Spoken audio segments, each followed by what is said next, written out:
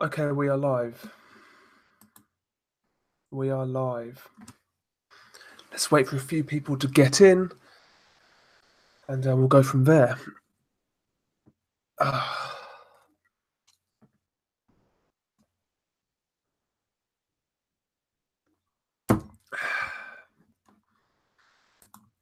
say this all the time, but I don't think this is going to be a long one, to be honest. Chances are now I've said that it'll turn out to be like 3 hours long, but yeah, I don't really plan on it being long. I probably won't stay up for the boxing tonight. I'll watch it the next day. I'll watch it tomorrow.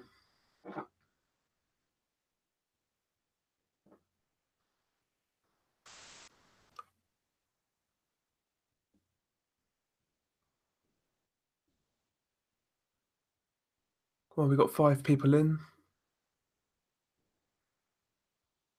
What's up, Tone? How you doing?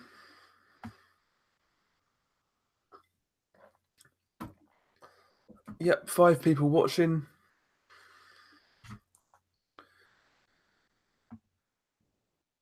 Let's wait for a few more people to show up.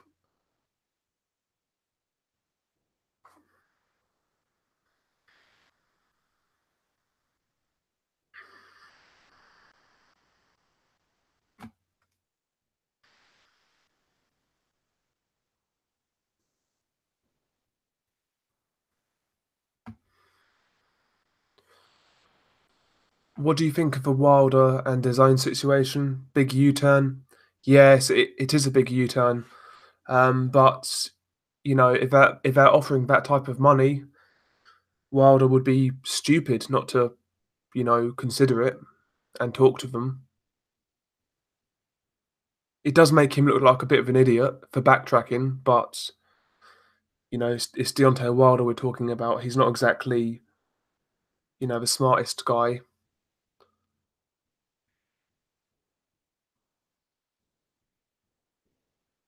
What's up, Abstract? How you doing?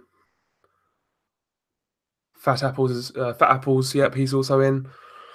Yeah, just a lazy weekend this weekend. Nothing planned. Not going out. Just chilling, man. Just chilling.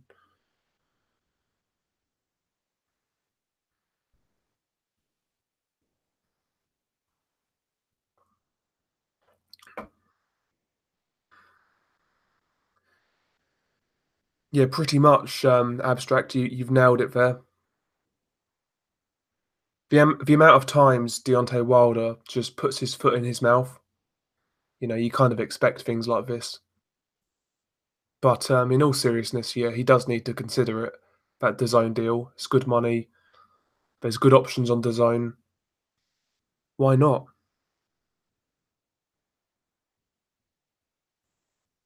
Who impressed me more, Dubois or Yard? Dubois. I felt, Dubois. Dubois actually showed improvement from the Kevin Johnson fight, in my opinion. I liked the way that Dubois was going to the body. I think that was impressive. He mixed his shots up quite well. Good combinations, good power. He looked really aggressive.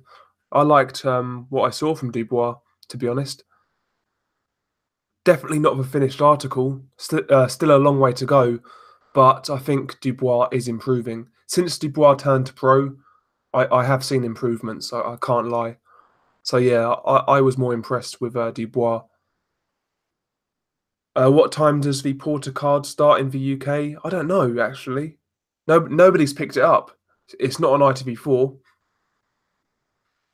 but I'm presuming like 2 o'clock or something like that.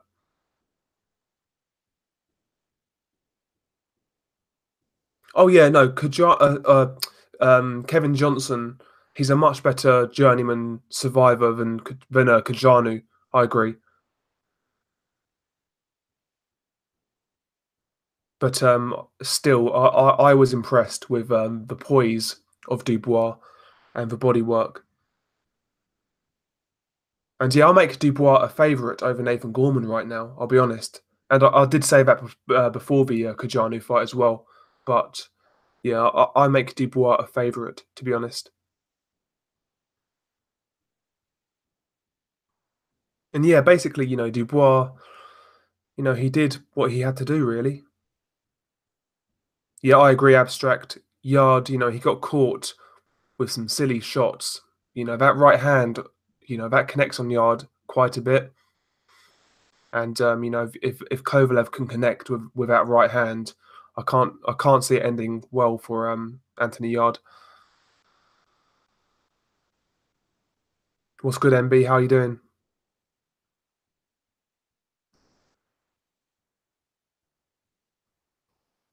Yeah, Porter losing 2 pounds in a couple of hours. He had a haircut, didn't he? Um, but yeah, Porter, he's always kind of just about made weight. He's always kind of struggled, so I'm not surprised. But the main thing is he made it, and we've got a fight, so that's the main thing.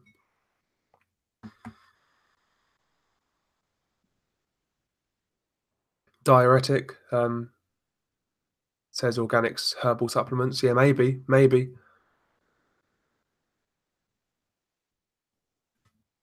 Oh, what's going on here? How many rounds will Mansour last against a Jagba? I would say 3 to 4 rounds, and then I think he'll get knocked out.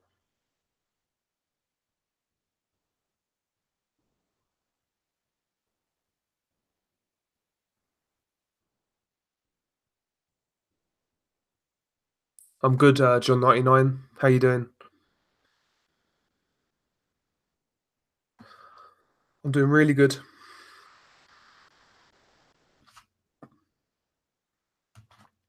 Just a bit annoyed that this boxing isn't on in the UK. Nobody's picked up Porter versus Ugas. I thought ITV4 would have picked it up, to be honest. Hopefully, there's a good copy on YouTube tomorrow, so I can watch it.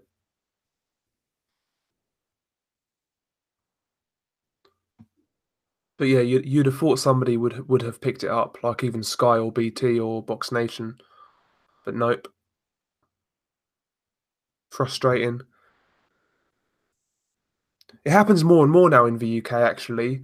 At one point, all of the international shows would have been picked up by somebody. But these days, a lot of these shows are getting missed out and nobody picks them up, which is annoying. Yeah, I think Bivol should win relatively comfortably. He just needs to, maintain his composure, maintain his concentration because Joe Smith can punch, so you can't take him lightly. But skill for skill, Bivol should win the fight comfortably.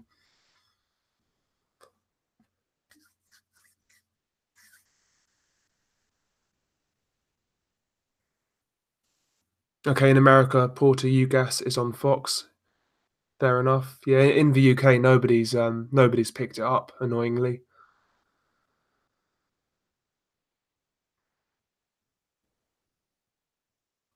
Okay. Cheers, Don Hearn. If I stay up, I'll watch it.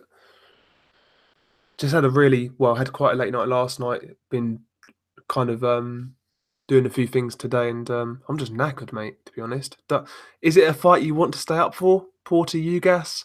I'm not sure I can do it. To be honest, we'll see how we get on.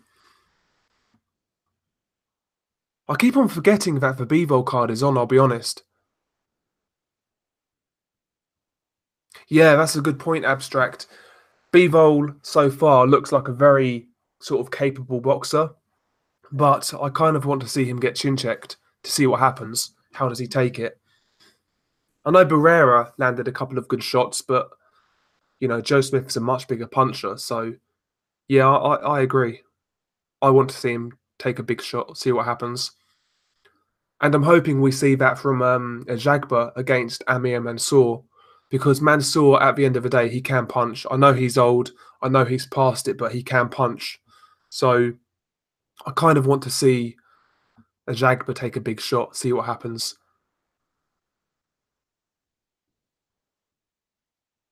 Oh, you just got back from a 500-mile drive. Jesus, where you been?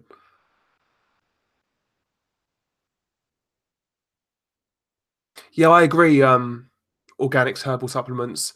Ugas is a really good kind of like he's a good technical boxer. He does the basics really well. You know, he can beat guys at a certain level, but when he steps up to that elite level, you think you get the impression that he'll just fall short.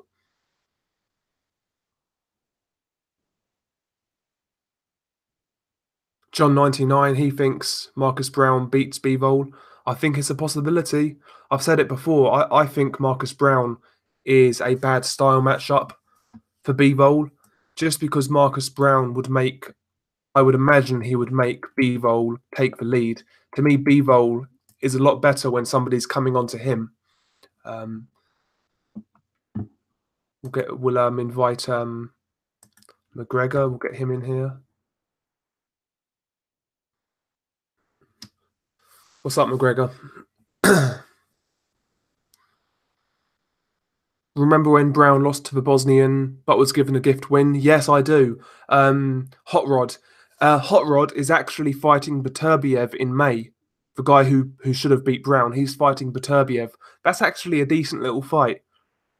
I think he's a good fighter. Is it Kaladzic? I can't say his name, but I think that's how you say it. He's a good fighter. Just being inactive, to be honest. Yeah, 54 Trail Swan. That's the guy I'm talking about. Yeah, that's a good fight. Kaladzic is pretty decent.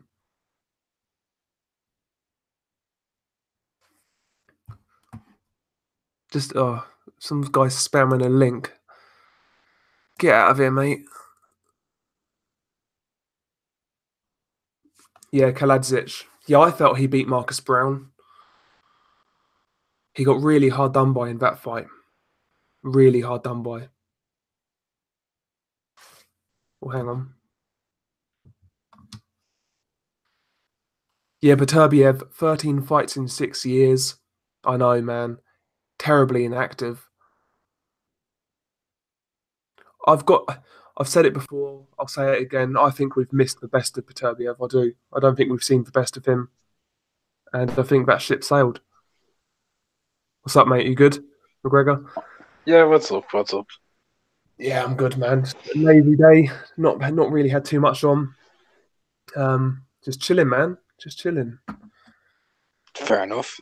Debating whether to stay up for the fights or not, to be honest. I mean, I'm staying up for them. You got to. I You know. got to. You got to stay. You got to see a legit world champion fight a hipster fight, right? Exactly. It's true. It's true. It's a hipster fight, man. And I got to watch it on a dodgy live stream to make it even more hipstery. So That's it. exactly. Yeah, Because man. as you know, the amazing ITV4 didn't pick up this. What the? Why didn't they pick this up? It's annoying, man. They didn't pick up the Gervonta Davis fight either. It's annoying. I think what they're doing is they're just saving the dates for good cards, maybe. I don't know. Are they? I mean, they were willing to put Anthony Durrell on, weren't they? That was part of a Eubank pay-per-view, I think. Jesus. It was a part of it, but still. It's crazy. It's fucking crazy. I'd never pay to see Anthony Durrell fight in any fucking. I never paid to see him fight. I wonder, of all the people who bought that pay per view, if anybody legitimately paid for it to see Yildirim against Durrell. I'm sure there might have been a couple of people, like maybe someone from the US, in the UK, or maybe even somebody from Turkey. Yeah. I fucking had my haircut today at a Turkish barber's, so maybe they purchased it. So Turkish barbers, Jesus Christ, that YouTube money's not doing well, is it? Exactly, man. Maybe should have asked him if he was a Yildirim fan. What did he think of the fight? He probably would have said, "Who's that?" Yeah, it's true. It's true. That's being honest. Like, yeah. Can you think of anybody of Turkish descent who's boxing right now who people would know? Maybe No. Kabayel? Kabayel, maybe? Yeah, Kabayel's a good shout. He's like the standout right now. And yeah, Yildirim himself. But yeah, nobody really out there from that part of the world right now, to be honest. Who else is in the chat? We've got quite a few people in here. AA Boxing and Blunts, he's here. Yeah. I'd pay to see Darrell fight AJ Khan, says Fat Apples. Oh dear. I'd pay to see. I can't stand Darrell, either one of them. I'd pay to see them fight each other. Yes, that's true. Who wins right now? I'd still pick Andre. Andre. Yeah, I'd still pick Andre. Andre. Like, I do like Anthony because of what he's come through. Yeah, that's a good shot. Like, to give him his credit, he's battled through cancer and everything. So you can only commend the man for what he's achieved. Yeah, and he's made some good money. He's been a champion, so I mean, he is a champion. He is a champion. Yeah, he's got something out of the sport. Yeah, he's done well. All things considered. Oh yeah, we missed one. He's not boxing anymore. I don't think though. Selçuk Aydin. Do you remember him? The guy who fought.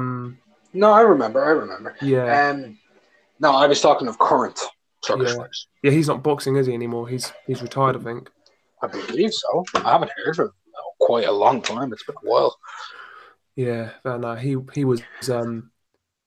Who knocked him out? It's Postal. Why do I remember like random shit like that? Like Postal knocked him out. Like yeah. No, mate, we all remember random stuff. Yeah, especially with boxing. Like you remember like the most random fight for some reason, but like other obvious fights or like obvious facts you forget. It's weird. It's weird, man. And yeah, do you know what? I might actually stay up for the fights. I might just watch the Joe Smith fight instead.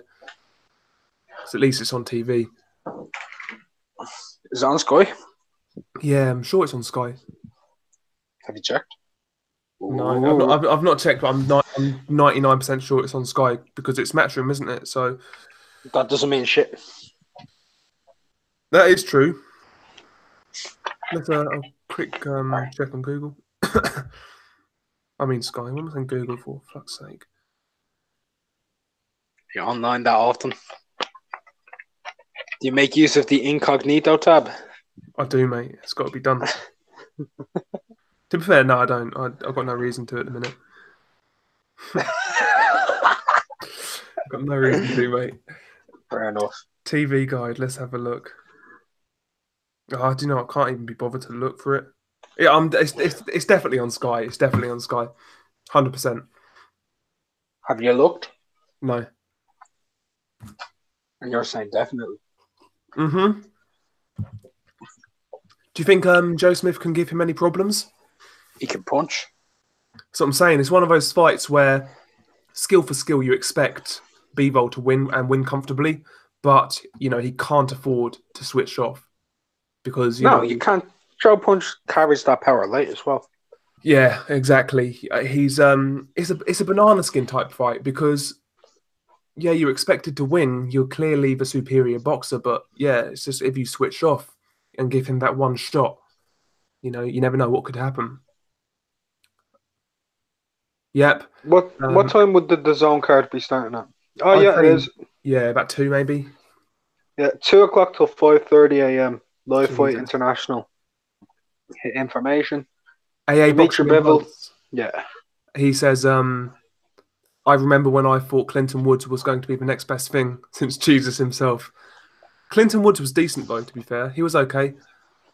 He was completely outclassed by Roy Jones, but that's not really any... Look, AA comes out all the time to me with all these random-ass British guys, yeah? Who are going to be the next... Like, Lee McGregor? Yeah, Commonwealth champion, yeah. Yeah, Commonwealth Bantamweight champion. Yeah. AA has told me in the past, I think, 2 or 3 times, he's the goods, mate. He's going to be a world champion. I do rate him. I won't lie. I think he's... I rate him too. Look, I rate him too. But AA just comes out of nowhere with fighters who've had one fight and he knows like their entire amateur background. That fucking cracks me up.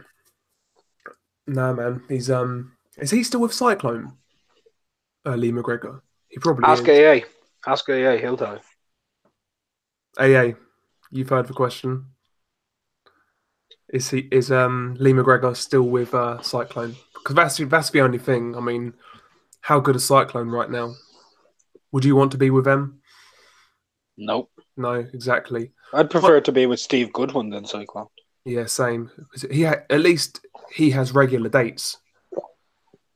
You know, he has regular shows. He has a lot of shows, actually. Yeah, he does. Yeah, Not major shows, but a lot of shows. And he's yeah, man. He's one of those promoters you would like to see get like a TV deal and get a bit of backing, just to see what he could do. well, he needs the fighters, and I've heard some good things that some promising amateurs are coming through, and they're going to be going with Steve Goodwin on 5-by-5 contracts pretty soon. Okay, that's So good. That's good. he's targeting Irish fighters, mate. Okay, Good Irish fighters. Fat Apples. He It's says, a smart move. yeah, no, there's you lot have a good amateur background, a good amateur system anyway, Bo. It's diminishing, but yeah. Yeah, historically you've had a good amateur system. It's the only sport we really ever achieve at amateur level. Yeah, you do well at the amateur level. I mean, the only thing it's just when they turn over. Like I'm not a believer in like Michael Conlan, for example. I just don't see it. In all honesty, I don't see Look, it. mate, I know Michael very well, yeah? Yeah. Better than a lot of people. I know him personally. Oh, He right. doesn't. He doesn't. No. He himself doesn't believe he's good enough to be the next best thing. Do you not? He doesn't. He always says in his head, I'm worse than all of my opponents, so I need to try better. Yeah. And that's a double-edged sword because it could obviously lead to like a lack of confidence, but at the same time, it could drive you to work that much harder. It's a weird mindset to have, but Yeah. there you go. It's a double-edged sword, I think. Yeah. And Paddy Barnes as well. I don't really. He's an okay fighter, but he don't. But I can't see him. There's a young kid whose name I can't remember, but he's from County Monaghan in Ireland, and he's fought over in America. He was on one of the Golden Boy undercards on Facebook a while ago. Can't think of his name, but he's a very, very fucking good fighter. Very young. He's a welterweight, and he's like 5'11", 6 foot, and he's very slim. Oh, there's a couple of welterweights out of Ireland. Is it Lewis Crocker? Was that a different one? It's a different one. Because Lewis Crocker looks okay. This one's different. I'll have to look at him. I'll have to find him. I'll find him now. Give me a minute. No, not McKenna. Oh, is it McKenna? It is McKenna, yeah. McKenna, okay. Is it Tyrone's brother? I couldn't tell you. I wouldn't say so. I don't know. Aaron McKenna. Aaron McKenna, yeah. Okay, I need to check him out. Okay. He's actually pretty good, but MB saying, yeah, Joe Ward. He wants him to turn pro. Yeah. Do you know Paddy Barnes? Paddy Barnes, I want him to fight Sonny Edwards. That'd be a good fight. oof, it's a nice fight. Sonny Edwards actually looks fairly decent, to be honest. Didn't Paddy just get his ass knocked out? Yeah, Rosales snapped him in two with that body shot. Just fucking came in there and creamed him. Yeah.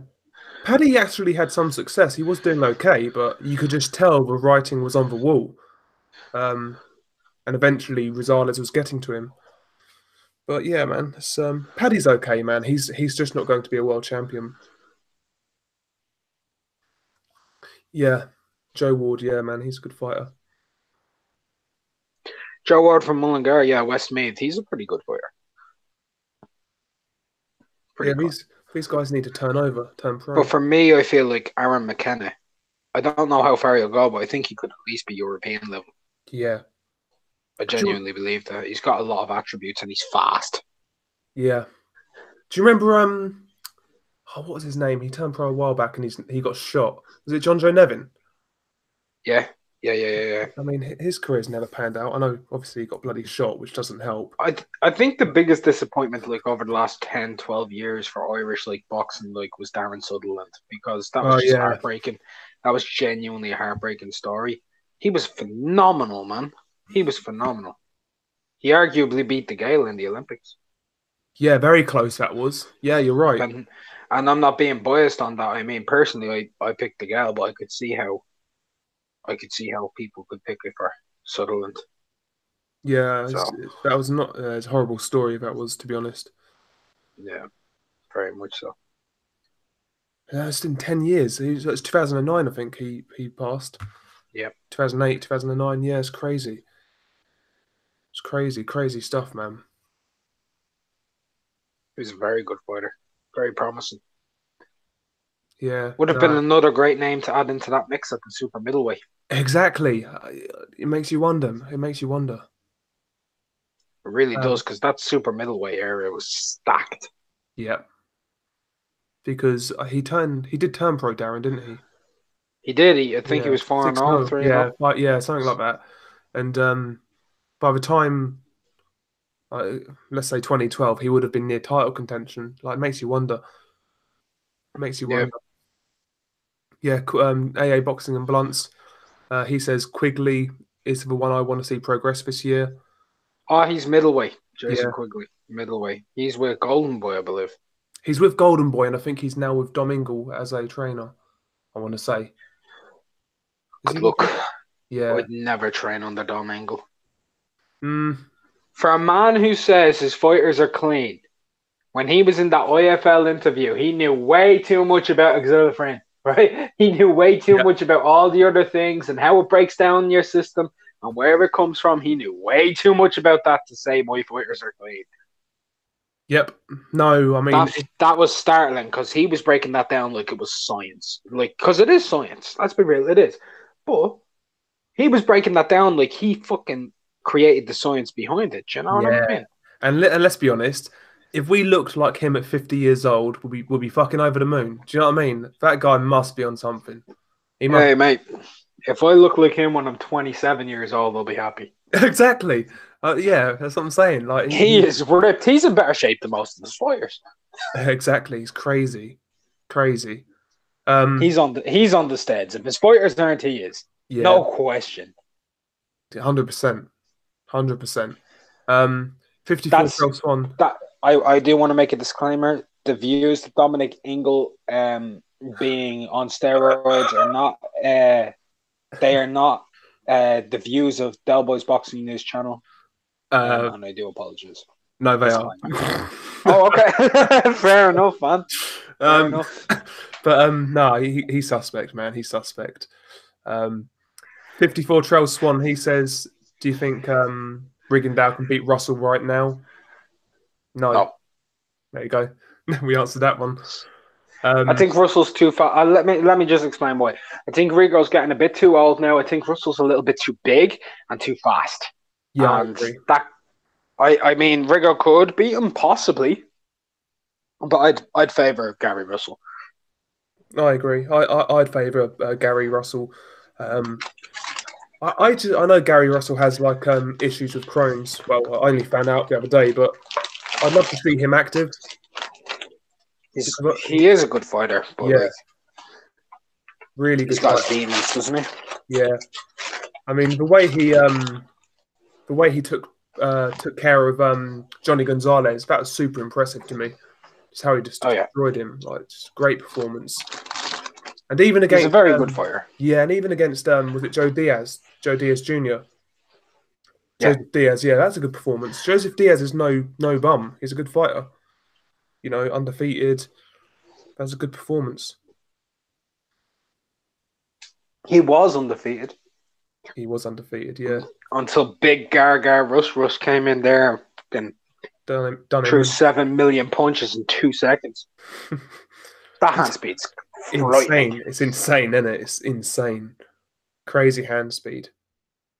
Crazy. Like Gary Russell, I think, regardless of what happens from now on in, I think he will go down as like a wasted talent, to be honest. Because on the come up, I was so sure he would be like a pound for pound fighter in the future, but you know, just not quite. It's not quite worked out. But he's still obviously a really good fighter, still a champion. But I just think he should have more to show. If you've ever boxed a day in your life and you see handstand. So you lagged out, mate. Sorry, mate. Am I still here? Yeah, I can hear you. I can hear you. All right. What if, Gary Russell were to win a couple of titles and maybe move up, and he were to possibly beat a Miguel Berchelt? Would he go down as a waste of talent? At that point, no, but That's not going to happen. yeah, that's what I'm saying. Like for the talent he has, I just felt he would go on to achieve like unbelievable things. I rated him that highly, but and I still rate him very highly. I still think he beats everybody in that division if given the chance. But Does he beat Leo? Do you think he beats Leo? I think he does. I think he beats him. Oh, big call. Does he beat Warrington? Yes. Here. You said that way too matter of factly. I think Warrington beats Santa Cruz, to be honest. Do you? Mm-hmm. I see. I rank it. I have it. Let's say on a head-to-head basis, I would have Gary Russell Jr. number one. I'd have Leo Santa Cruz number two. Number three and four between Valdez and Warrington. To me, it's a bit like back and forth. It's interchangeable. I'd probably pick Warrington to beat Warrington. Warrington last year made his resume better than both Russell and Leo Santa Cruz's resume. Just because of last year. Because whether people want to rate Frampton and Selby, those are two phenomenal wins in terms of name. And he was underdog in both fights. Yeah, that's true. That's a good point. And he even put himself into contention for Fighter of the Year last year. And in some people's eyes, he was. My eyes, no, he wasn't. Obviously, I don't know who yours was, but mine is obviously like you can probably guess Usyk. Oh, Usyk, he has to be Fighter of the Year. Yep, 100%. Like going on the road 3 times, becoming undisputed. Fuck me. Guendouzi, 29, he agrees with you. He would take Warrington to beat Leo. Yeah, he agrees. Yeah, I think and you can ask some people in the chat, like even AA can tell you, I had me doubts over Warrington and both. I hate Lee Selby. I picked Selby to beat him. He proved me wrong, yeah? Yeah. I picked Frampton to beat him. He proved me wrong. You know what that means? I have to stop doubting him. It's a good point. I did the same. So I categorically picked Selby to beat him, no questions asked. He lost, obviously. And I did give Warrington a chance against Frampton, but again, I still picked Frampton. So he's proved me wrong twice as well. So yeah, you're right. I mean, when people prove you wrong more than once, you got to start to, stop doubting them, I suppose. Like, I'm a firm believer in the idea. Prove me wrong. The old saying, like, fool me once, shame on you. Fool me twice, shame on me. Yeah. Yeah, no, it's true. It's true. MB says he fancies Galahad against Warrington. Ooh. MB, I'll give you 3-1 on that, and the max I'll let you bet is 150. Ooh. I think Galahad will I can see him giving him problems early on, but I just think Warrington's going to get on top of him, and he's going to take over. And down the stretch, it's going to be a hard fight for Galahad. Late stoppage or just a wide points win for Warrington. I think Warrington's just too tough. Yeah. It's just he's tough as nails, man. That's the frightening thing. I'm convinced there's middleweights who could punch him in the face and it wouldn't phase him. Yeah, he is tough. He just doesn't seem to get hurt at all. And it's a good and a bad quality at the same time. Yeah. There's someone we didn't mention for best chins, by the way. The other day when we were talking about better chins. Yeah. Warrington's proven to have a good chin because Carl Frampton can bang. And Kiko Martinez, he can punch and he connected quite a few times. And it did nothing. Yeah, exactly. So yeah, Warrington has a proven chin at this point. And do you know what I like about Warrington? How he's been brought up the correct way, as in he's been matched through area, a Commonwealth, British, European, fringe world, then world level. He's done it the right way. And he's come up at a true every level. Yeah, it's like Billy Joe. Billy Joe did the same thing. I criticize him, but he did the same thing. Started at area, Commonwealth, British, European, fringe world, and then world level. He done it the right way. And I think that should be more promoters like Eddie Hearn should do that with certain fighters. But You know, that's the way to do it, to make good fighters. I mean, Look, there's a way to promote your fighter into being a very good fighter, and there's a way to make the most amount of money off of them quickly. yeah, Eddie Hearn's in the money game, yeah, he is. and I'm not going to debate with him. Like, he, after how many fights was Ritson fighting at European level? Fuck that. We're fighting at European Yeah, level in your night 10 fight? Fuck out of here. yeah, man. I mean, certain prospects like you can tell, you can see good matchmaking from like a mile away. Like certain prospects, getting matched at the right time, and I like it. I enjoy watching the journey kind of thing. It's like with guys like Shakur Stevenson. I think he's being matched perfectly right now. I like his next fight. I think that's a really good step up. Who's he fighting next? Christopher Diaz. It's a good fight. Yeah, good step up because Diaz fought for a world title recently against Ito, and he gave it a good go. So that's a good step up. Viriel Simeon, that was a good step up at the time for Stevenson. Passed with flying colours. I think he's been managed really well by Top Rank. The Top Rank always match prospects well. Always. They have the best at it, in my opinion. If I was a young pro, I'd go and I could sign with anybody. It'd be Top Rank, without a doubt. You sign with Top Rank? Yeah, for the initial 2-3 years, like in terms of getting the right fights at the right time, yeah, Top Rank. It really depends on where you're from. Yeah, no, 100%. I mean, if you're from over here, signing to go straight to the US? Yeah, you'd have to be like an amazing amateur. Yeah. Or even then, like, I think it's better to build yourself at home because that fan base can be amazing. That home fan base. No, that's true. It's true. And speaking of building prospects, so I saw the name Patera mentioned. Do you know Teofimo Lopez? Yes. Obviously, yeah, he's fighting Edis Tatley next, the Finnish fighter. Edis Tatley, yeah. Yeah, Edis Tatley, he had 2 fights with Patera, I believe. Yeah, one, lost one. Also, he went a majority decision with Richard Abril, who's a good fighter. Yep. I think that's a good step up for Lopez. Edis Tatley's been around for a while. He's got a very good record. Yeah. He's been European level for a good 7 years now. That's a tough fight. I believe Teofimo's the goods, but don't be surprised if Edis Tatley gives him like trouble. He reminds me a bit of Mendy. And if you remember when Luke Campbell got in there with Ivan Mendy, who's completely European level throughout his entire career, you know what I mean?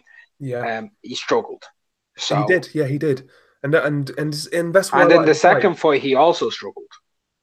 Yes, yeah, it was a tough fight, and yeah, that's why I like this fight for Lopez because he's beaten Mason Menard, who's like a limited guy but a big puncher, good little step up.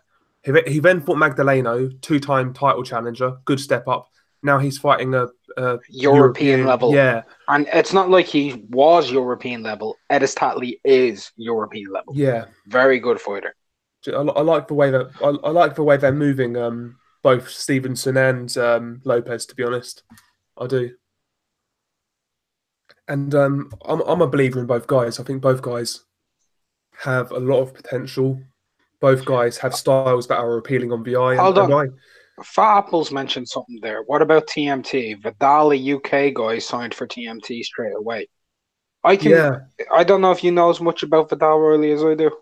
Yeah, he's the guy who was with KSI, wasn't he? He was the coach of KSI, but I know a lot about his amateur background. Right.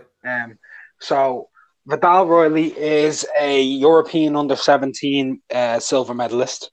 He is a youth Olympian. He is a 2-time youth world champion runner-up and a Commonwealth youth champion. Yeah, so he's for business then. He's very fucking good. I mean, very good. And he didn't actually sign with TMT for Apples, just so you know. He's actually signed with Amir Abdullah. So he's not a member of the TMT team. He doesn't actually have a promoter. He only has a manager. He doesn't have a promoter as of yet. Okay, that's interesting. Is he cruiserweight?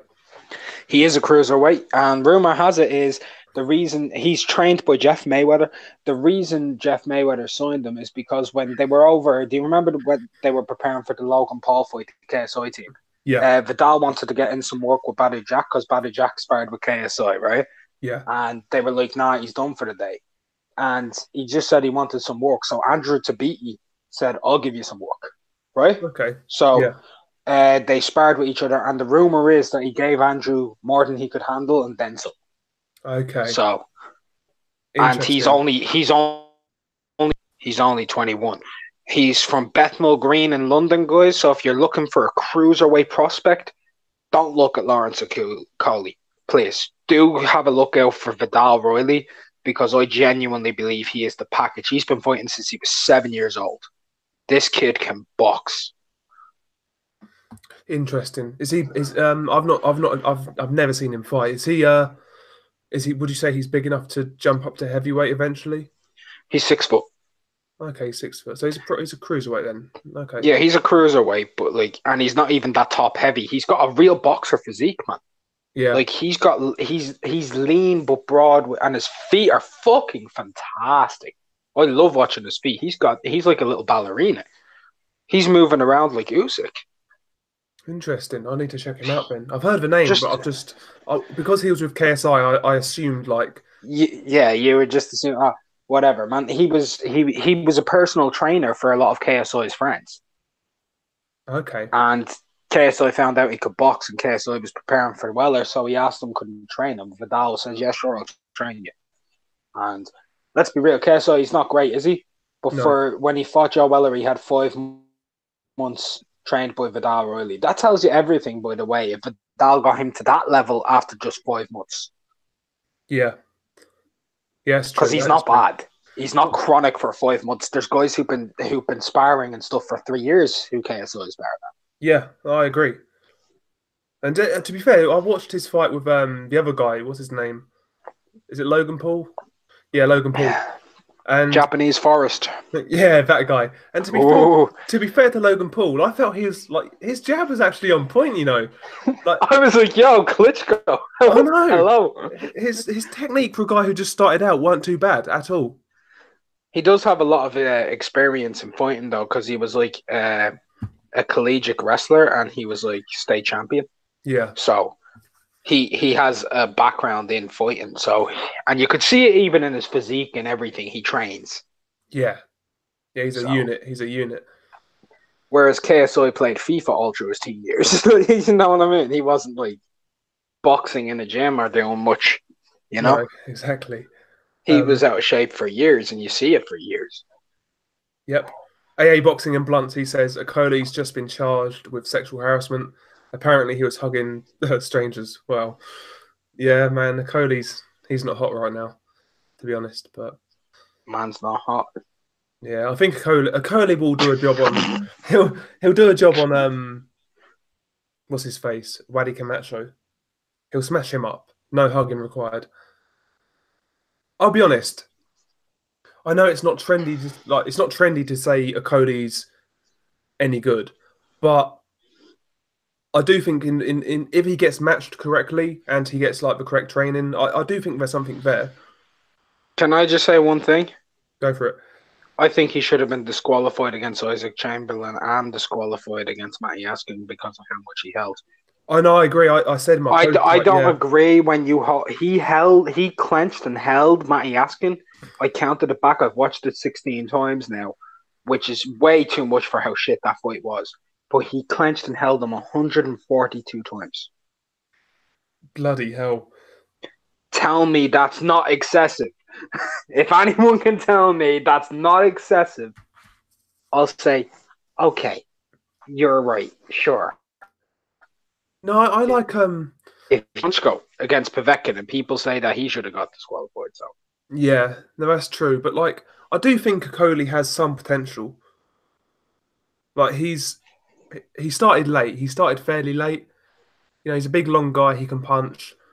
I can see some signs of improvements with the new trainer Barry Robinson.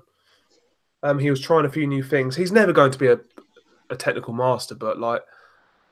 I mean, with the attributes he has, I do think he can go a certain way. I think he can go. Can he? Could he beat Blavatsky? No, not right now. Could he beat Breedis? No, Dorticus? no, Tabiti? no. Not right now. He can't beat any of those guys right now. No, He's like the top same 10. age as Tabiti.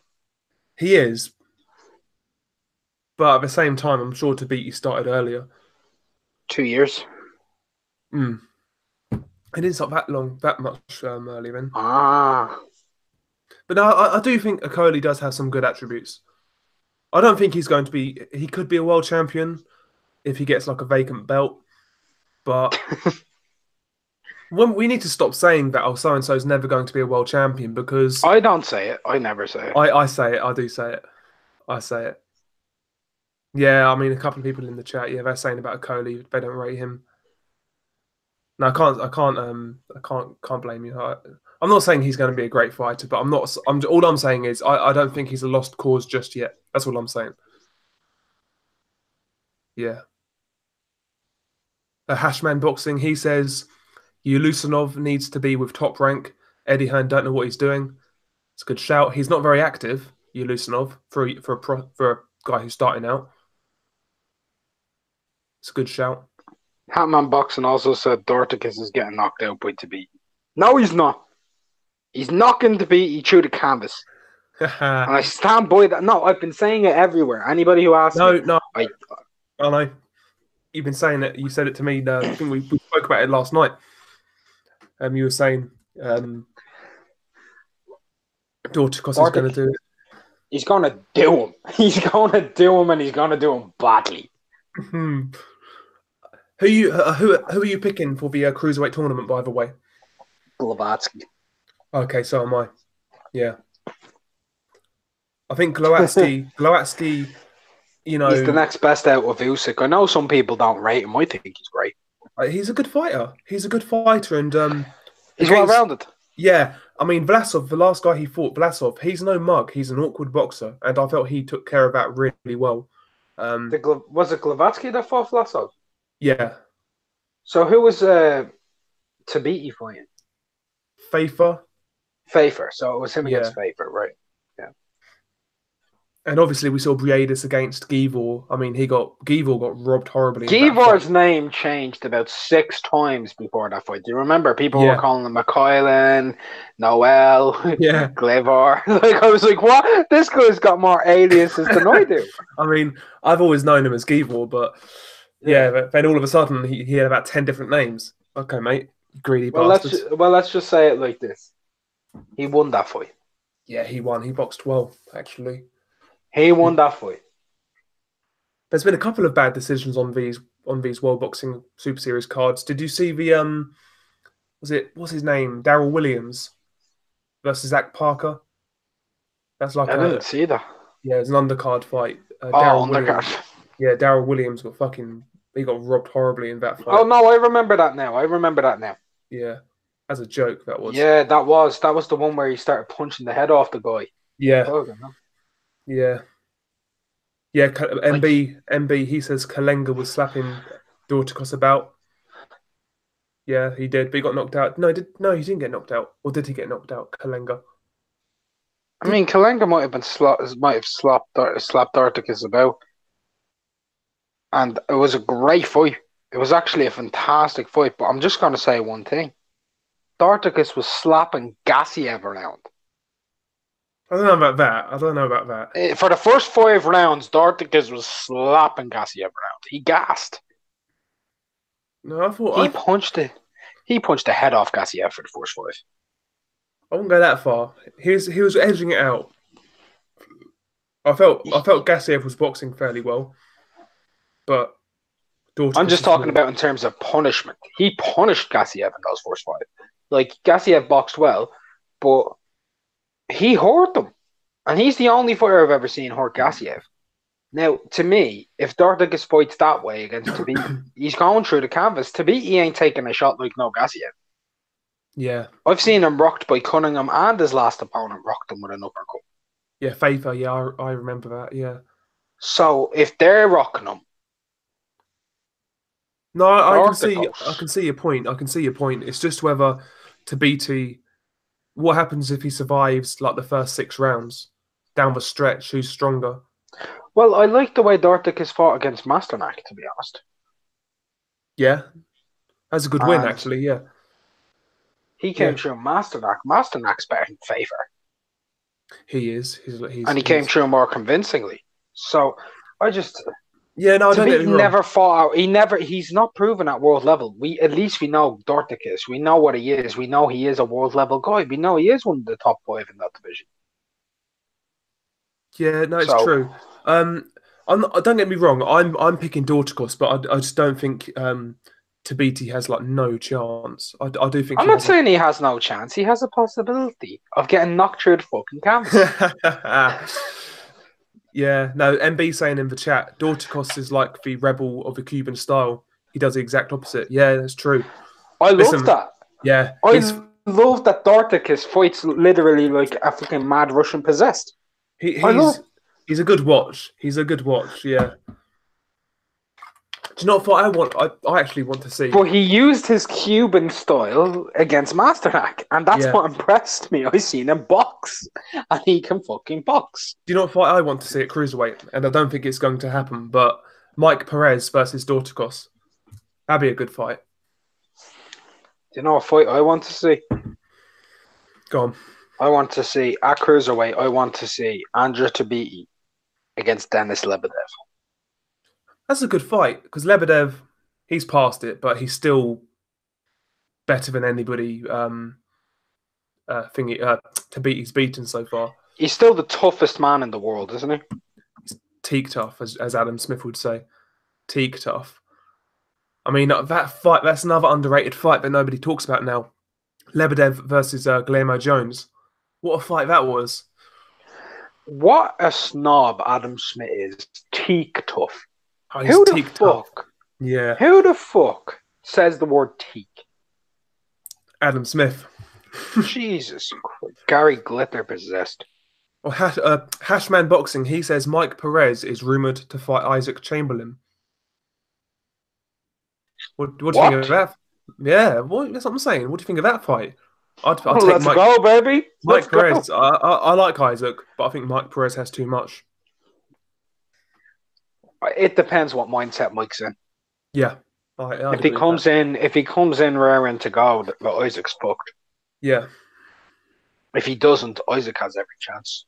Anybody can beat Mike Perez when he doesn't come in the right mindset. He's like Derek Chisora that way. Yeah. But when he's on his game, he's better than Chisora. Yeah. His fight with Briadis was so frustrating. Briadis actually held quite a lot in that fight against Perez, to be honest. Loads of head clashes. That's a horrible fight. Briadis, the cruiserweight Vladimir. Yeah. I was expecting a lot from that fight when it was announced. Perez versus Briadis. Never panned out, though. Never turned out to be anything good. Yeah, people in the chat are talking about being blocked on other channels. Listen, man, we don't block anybody here, unless they'd say some outlandish, like proper outlandish shit. You ain't getting blocked. If you're looking to be blocked, you can go over to my channel. I'll block you. Do you know I've still not blocked anybody on YouTube? Genuinely, I don't have anyone blocked either. I don't believe in it. The only reason I would block somebody on my channel is if they were like abusing people, like over race and sexuality or something. Like that's it. Yeah. I agree. If somebody were to go in there and like just start calling people all different types of like profanities, like just because they don't like them, or I don't deal with that shit. Yeah, we don't block on this channel. It's just not. I mean, you get channels out there. I've heard people say it where like you go on the chat and you'll say, oh, let's say, I think Fighter A beats Fighter B, and you get blocked for it because it doesn't go along with the narrative what that channel's pushing, and I don't want that. I don't want this channel to become like that. That's why I'm only going to give like a few people moderators, because me. Yeah, exactly. I'll trust you to block. I'm not going to block anybody. There's been literally people who've come in and said he's a fucking cunt about a certain fighter, right? And I've just said click show on the comments because it doesn't matter. No, exactly. Hashman Boxing. He says Charlie Edwards schools Kal Yafai. What do you think of that? I think based on the last performances, I'd take Charlie Edwards. I've got Kal Yafai. You My got Cal. political decision. Okay, but you Nah, say Charlie that. Edwards. I don't care where he's from, man. They're gonna rob anybody. They gave a guy who beat Kal Yafai 10 rounds to 2 and gave Kal Yafai a win 10 rounds to 2. Yeah, but Charlie Edwards, he's a matchroom fighter, and he's got more upside, I think, than Kal Yafai. I don't think they'll rob him. Right, let's say there's no politics involved. Yeah. Charlie Edwards beats him. Yeah, I'd agree. Charlie Edwards' last win was fucking phenomenal. Yeah, Rosales, he's no bum. He went to nobody Japan. was picking him. Yeah. Nearly nobody was picking. The only people who were picking him were the hardcore Matchroom fans. Yep. And listen, Rosales went to Japan to beat Daigo Higa. That's a great win. I know Higa struggled with weight, but still going to Japan to knock him out is a great win. And yeah, Charlie beating him. Mug. Charlie beating him was a really good win. Really good win. I enjoyed that performance actually. Can we ask the chat the predictions for Tevin Farmer and TJ Dehaney? No, not Tevin Farmer and TJ Dehaney. What am I? Daniel Roman and TJ Dehaney. My bad. Yeah, it's a good fight. I'd love to know what everyone thinks. Danny Roman versus TJ Dehaney. What do you guys think in the chat? I'm going to say unification fight. Yeah, I'm going to say Roman. I'm gonna be biased. There's not many Irish world champions talking about. I have to support him. You do. So I'm gonna say TJ Dehaney by miracle. Fair enough. He is good though. He's good. He's a good fighter. He's capable. So Hashman, he says Roman UD. John 99, Roman on points. I've got Roman on points as well, yeah. TJ's a tough guy though, man. He's a tough guy. Look, let's be real. TJ Dehaney has a better chance of beating Danny Roman than John O'Carroll does of beating Tevin Farmer. Oh, 100%. I'm disappointed in that fight, if I'm being honest with you. John O'Carroll, don't get me wrong, he seems like a cool guy, but he lost to Frenoir. I'm just going to say one thing about John O'Carroll, yeah? That beard is majestic, isn't it? It's pretty special. It's pretty special. He's got a beard knocking about on the same level as mine, man. Jesus. Yeah, but like, man, I haven't like I keep my beard lined and shit, but I haven't actually shaven it off now in 3 years. Really? Fucking hell. Yeah, I've trimmed it down a bit, but not shaving it off. Nah, but I think he's going to get boxed up in that fight. It's not that I rate Tevin Farmer particularly highly, but I just think he's a level above John O'Carroll. And like I said, I think Frenoir beat John O'Carroll, to be quite honest. What's your favourite nickname for Tevin Farmer? Oh God, don't know. I have one, mate. My favourite one is Telescope. Oh God. Tevin Farmer.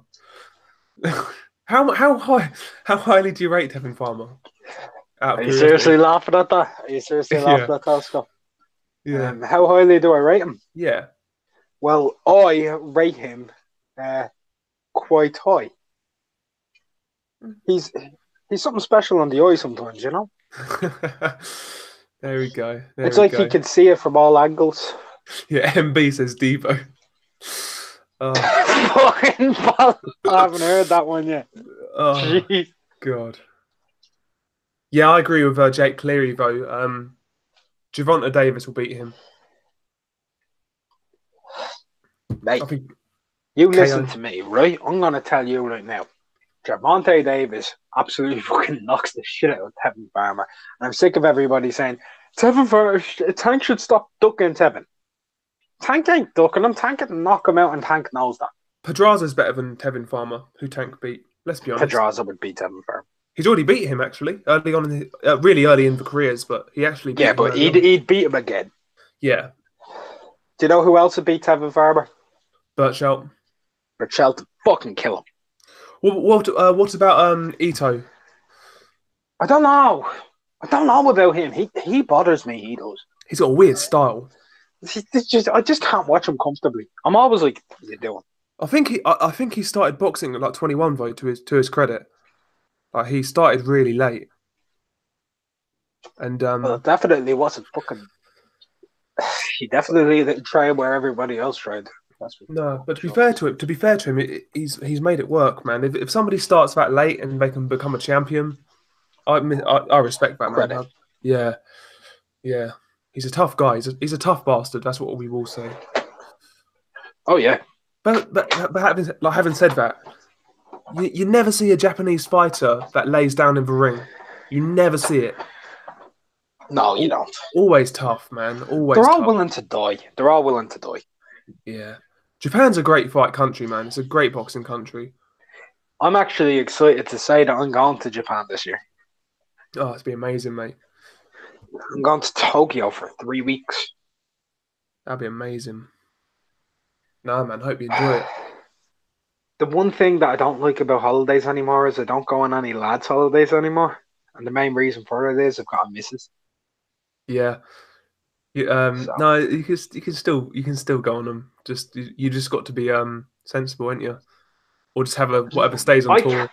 I can't be sensible, and I wouldn't actually do that to her anyway. Do you know what I mean? Yeah, no, that's true. See, that's why, mate. That's why I don't have a bird at the minute. So I know. Yeah, that's why. Yeah, it's not the fact that you rate boards from Stevenage. Fuck's sake. Yeah, man. It's just like Shame. I've still not got to that stage yet where I want to I've never been with a girl and thought to myself, do you know what? I want to stay with you for any length of time. Significant amount of time. Yeah, just not yet. Just get it set, get it wet, and get out. Exactly. Mate. No, I mean, at the end of the day, man, I've had a few, different girlfriends. I've been with one for 3 years, and the one I'm with right now, I'm with for 2. Yeah. That's fair enough. Like this year, man, this year started pitiful for me on that front. Like last year started badly but ended really fucking well. But this year's been shit, mate. It's been terrible. I need to put my act together, man, and start making some moves and getting some new fucking links. Go to Dublin, man. Dublin. Go to Dublin. Oh, God, go anywhere, man. Go to Dublin. We discussed Dublin for New Year's, but we never did it. Go to Dublin. Just do it. Just fucking do it, man. Long weekend. Yeah, man, that'd be decent. Dublin always looks nice, though. I've heard good things about Dublin. Dublin's great for getting drunk and getting fucked. Yeah, I've heard it's an amazing night out. Dublin for 3 days on a binge. Yeah, you're getting twisted out of your mind. You're getting coked out of your head. And you're getting at least 6 different boards. So, I want to do Warsaw as well, Poland on a long weekend. I've done Poland, man. What did you think? Was it good? Oh, mate, I'm telling you right now. I started out in Warsaw and somehow we ended up in Krakow. No idea how that happened, but they're always the best ones, aren't they? When you don't know why. I think my best night out I ever had was I ended up in France, but I started in Dublin and I was on my own. Really? Jesus Christ! I stowed away on Irish ferries in a container. You know, the boats like Stena Lines and all. Yeah. I stowed away on an Irish ferries one. I ended up in fucking France, and I was absolutely pissed drunk, coked out of my mind, and I ended up going to see the Louvre. Christ. Amazing. That's amazing. No, one of my mates just texted me the next morning saying, "Did you get home all right?" And I sent him a picture back, a selfie of me outside at the Eiffel Tower. He's like, "The fuck happened?" Jesus. Fucking hell. Hashman Boxing, he says Terence Crawford has the best style to watch. Yeah, I like Crawford's style. He doesn't have the best style to watch. I wouldn't say he's got the best, but I like it when Crawford, when Crawford has somebody hurt. It's good to watch. Yeah, it's good to watch. But he does tie people up a bit, doesn't he? He can Yeah, slow the fight down and make it boring as well. But yeah, I would say he's got one of the most amazing styles to watch if you're a purist, like for all different types. But for yeah. me, I think my favorite style to watch is Usyk, man. I I like just like Usyk. watching him fight. I like Usyk. I like Lomachenko. I actually really enjoy watching Errol Spence fight. I like Errol Spence. Um, who else? Listen, we watch a lot of boxing. There's so many fighters I enjoy watching. Kovalev, another one. I love watching him fight. Canelo, Canelo, yeah, Canelo. Love watching Canelo fight. Triple G. Triple G, yeah. I mean, like, even I know I'm going to get shit for saying it. I enjoy watching Sean Porter fight. To be honest, Mate, I don't know what the stigma is of people thinking people hate Porter. I know a lot of people say he's sloppy and whatever. I've never watched a Sean Porter fight and said that was boring. I've always been like, yeah. yeah, You're always screaming during those fights. exactly. No, I agree. I agree, man. I like Sean Porter. Sean Um, Porter's the best fighter pound for pound. Jake Cleary, he's asking how good is Liam Williams? He's very good. He's very good. He's above British level, in my opinion. Yeah, I'd Um, say yeah, Euro he's level. lost twice in his career, and that was to a world level guy. Realistically, Liam Smith is a world level guy, Yeah, and he was at the time. And when he lost to him, they were both both were controversial. contentious. Yeah, They were both very controversial. The stoppage probably shouldn't have been a stoppage, and it probably could have been a disqualification. In all honesty, yeah, um, and I then the majority decision, yeah, um, I gave it to Williams. So I actually think he beat um, Liam Smith twice, yeah. in my opinion. Um, But he's a good I, boxer. he's got power too. He does He's have he's power. not easy, man. He ain't easy. He gives anybody a tough night's work. I'd compare him to a middleweight Callum Johnson, It's a if you good, get what I yeah. mean in No, terms of that's his level. yeah, that's a good shout actually. In regards to who I want to see him fight next, I mean, if he stays at middleweight, I actually wouldn't mind to see him fight the winner of Selecki Rosado. I'd like to Really, see that. To be honest, it's a good show. It's a good show, though. I think Selecki would be too much to be honest, but it's a good fight. I think. And did you see that knockout yesterday from Liam Williams? I did, man. I was Yeah, watching it live. against nasty, wasn't it? I like what Liam Williams did at the end of the fight. He was giving the referee fucking shit.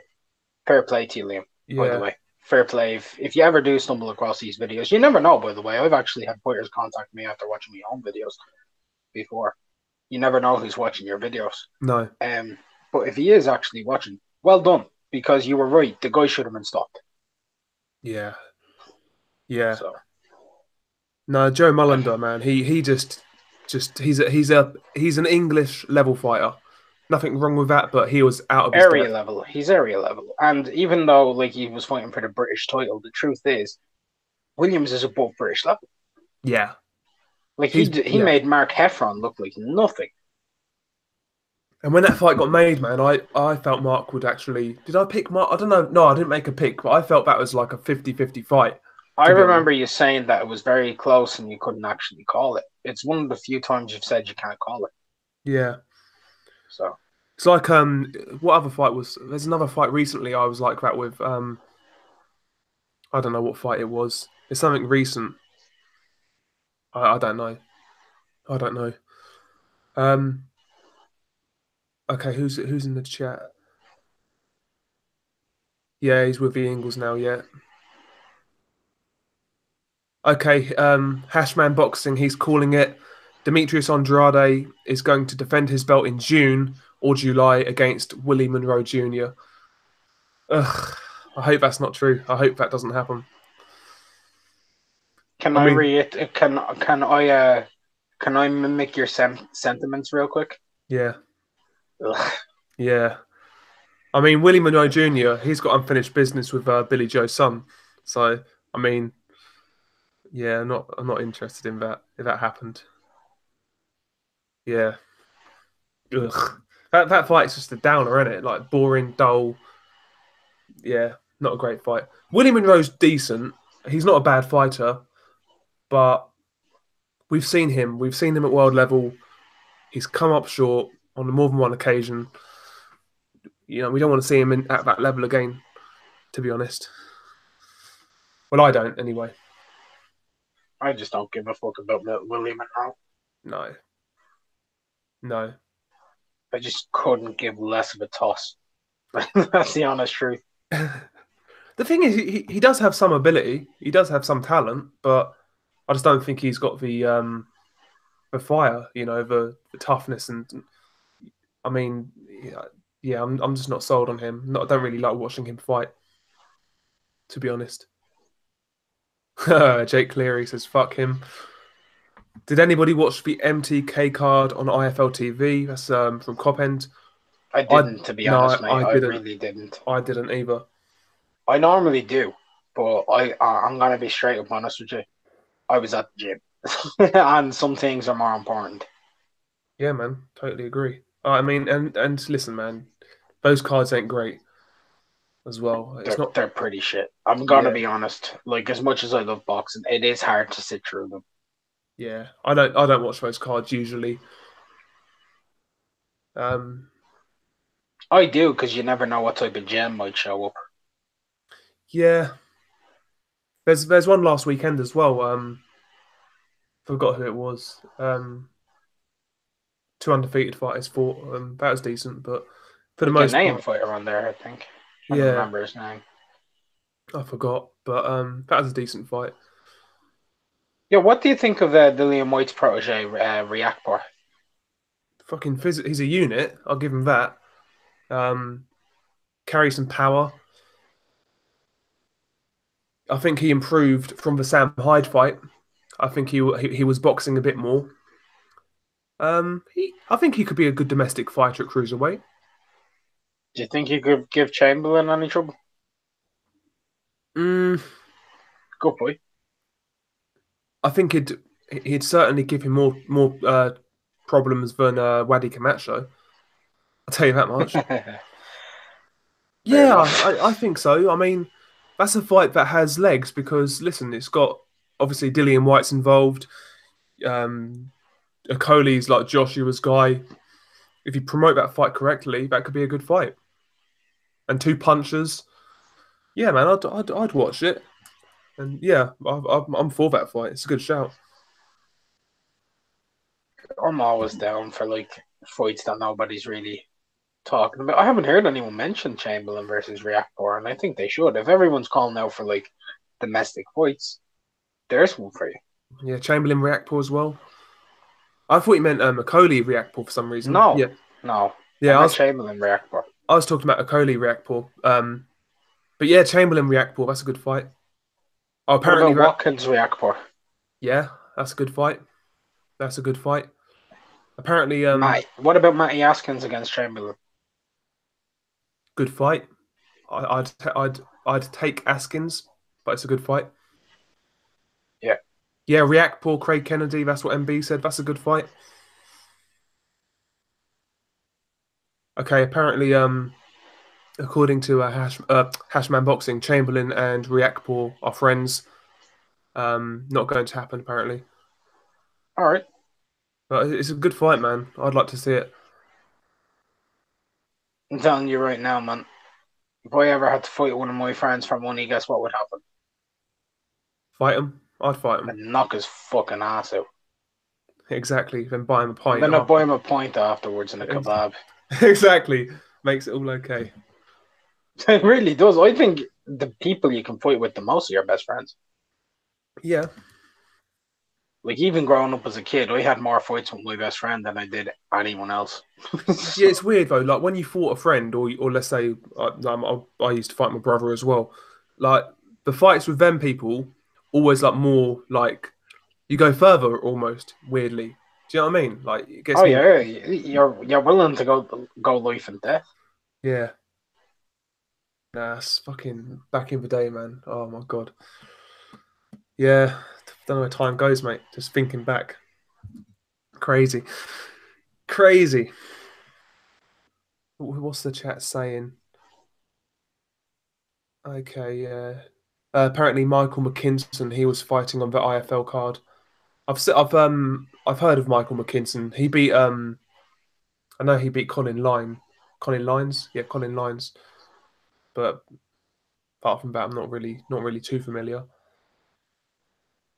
Um, okay, just reading the chat.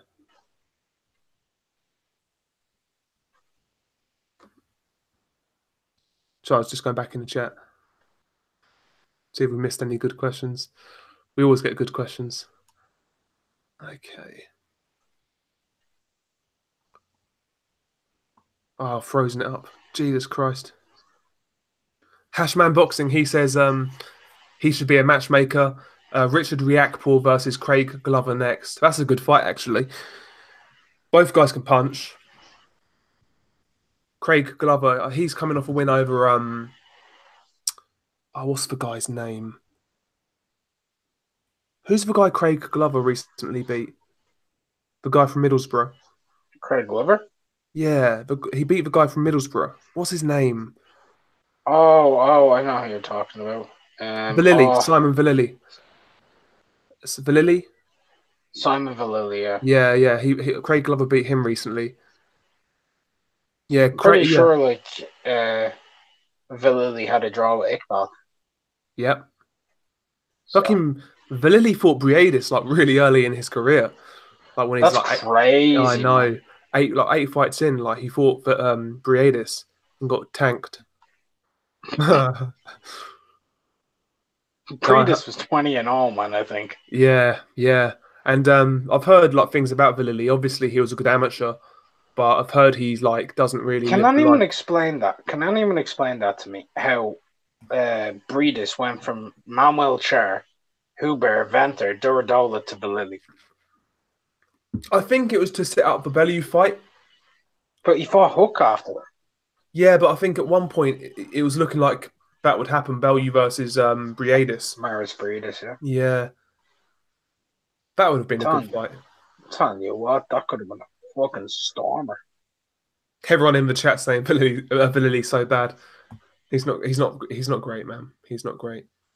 You get in the ring with him. It's weird though. He was a good amateur, but like as a pro, man, it's not panned out.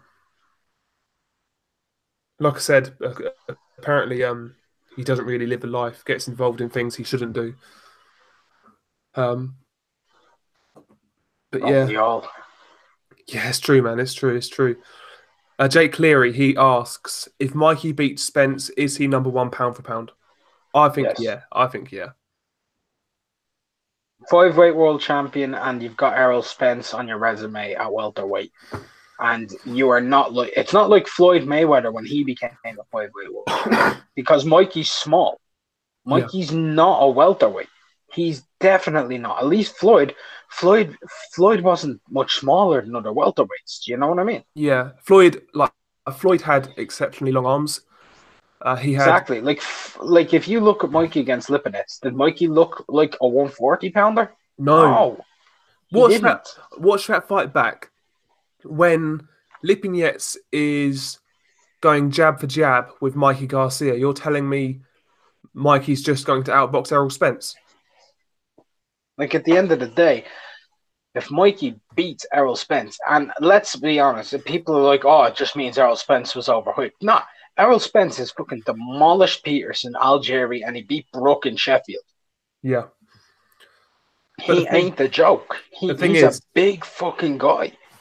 The thing is, man, I'm telling you, like, the thing about this Garcia fucking Spence fight, people are getting drastically wrong, in my opinion, is the fact they say Mikey is levels above Spence in terms of boxing. I disagree, man.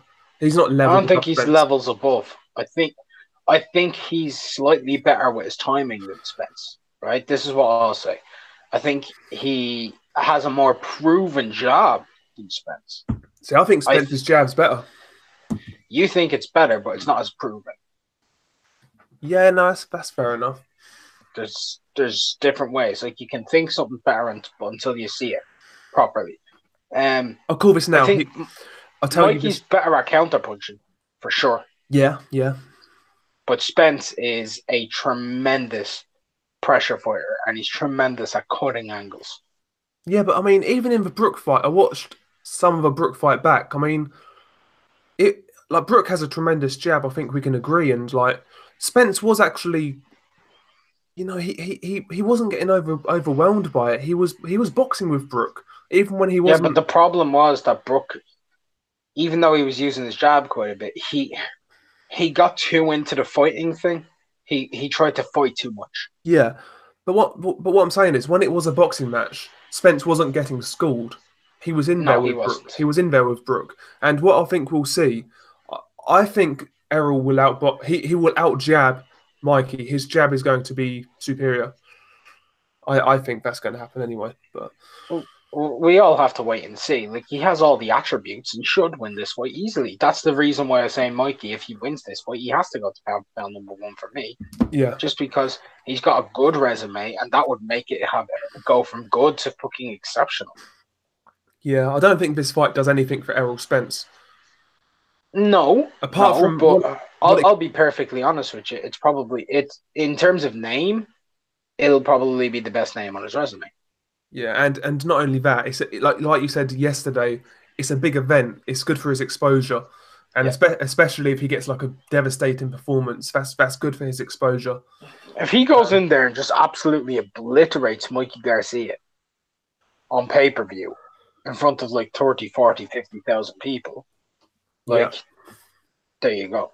If he just goes in, because Garcia is known, people know who he is. He's actually decent.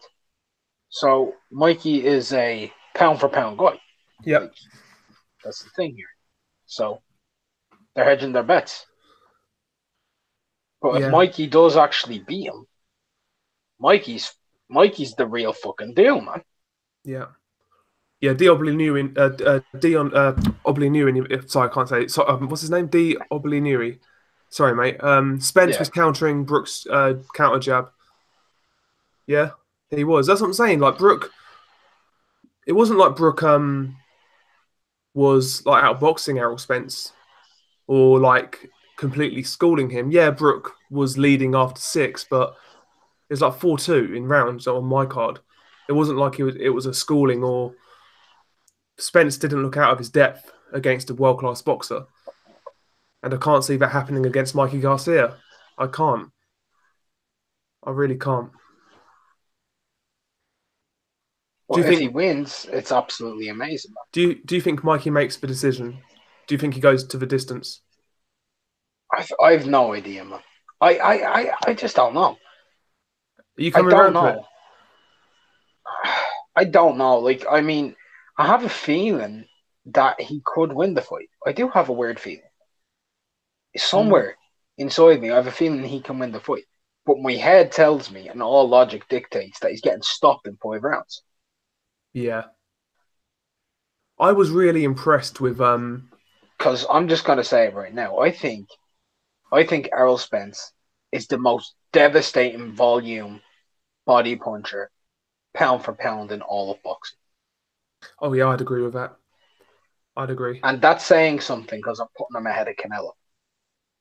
Yeah, that's true actually. Yeah, it was a good shout. I think he's more consistent with his body attack, no doubt about it. Like, he's one of those few guys I don't want to punch me in the fucking body. His style, man, is so nice to watch as well. I like Errol Spence's style. Just I nice don't like watching it, man. Do you not? I think it's, you know the way I said I'm evil? Yeah. It's almost too brutal. Oh, I love it, man. I love a good body puncher. I do. And Errol just gives me what I need as a boxing fan. Like, he's just a fucking nasty fucker. Nasty. I guess it's because I'm a heavyweight, man. Like, I just can't stomach seeing people get body shot. Because I'm used to getting hit into the body by 240-pound boys. Yeah. Oh, must be horrible, man. But like Errol Spence, I was really impressed with his performance against Lamont Peterson. I know Peterson was arguably past it, but the way he just took apart Peterson was impressive to me. Because apart from Matisse, nobody's really done that, to be honest. and he just bullied him. That's a beatdown. That was. That was a really good performance. I think Spence, he's a lot better technically than people give him credit for. I think he can box with Mikey. I do. I think he can. He can box with Mikey, and I think that's what's going to surprise people. Did Jake Cleary call me a paddy?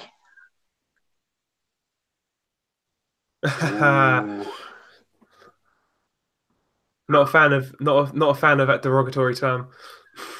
Mate, I'm a pikey. Are you? I am and a half. Yeah. Fair play. Yeah, Copend made a good point. Mikey's never been in love with boxing. Boxing's a job to him. Yeah, I've heard him say that. I've heard him say he does it because he's just good at it, which is fair enough. But yeah, makes you wonder. Like in a really tough fight, let's say Errol kind of has him all over the place, and it's getting really tough. Robert's going to throw that tail. Yeah, that's what I'm saying. Like, how pivotal, how important do you think the corners are? Because we both know they both have exceptional trainers. Yeah. Like, Derek James is a phenomenal trainer. I'll give him all the credit in the world. And Robert Garcia, man. What else can you say about Robert?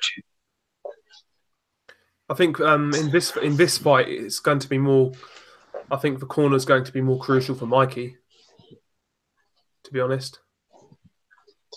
What if Mikey fights very negatively? That's the one thing I'm curious about. I think Errol will. It's not like Mikey has exceptional foot speed or like an exceptional defense.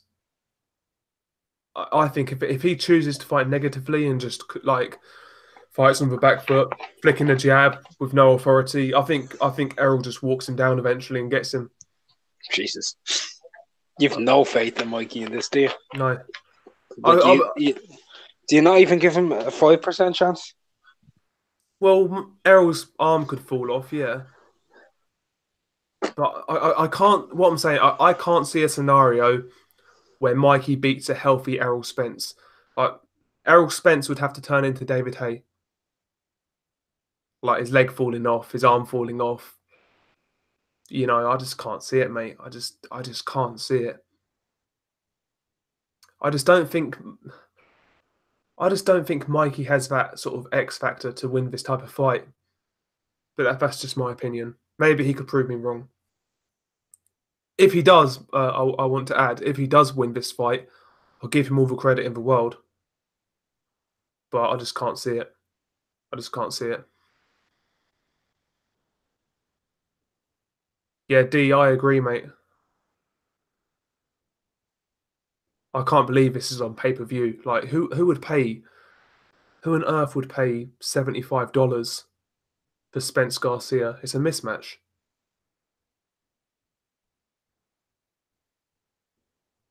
Absolute mismatch.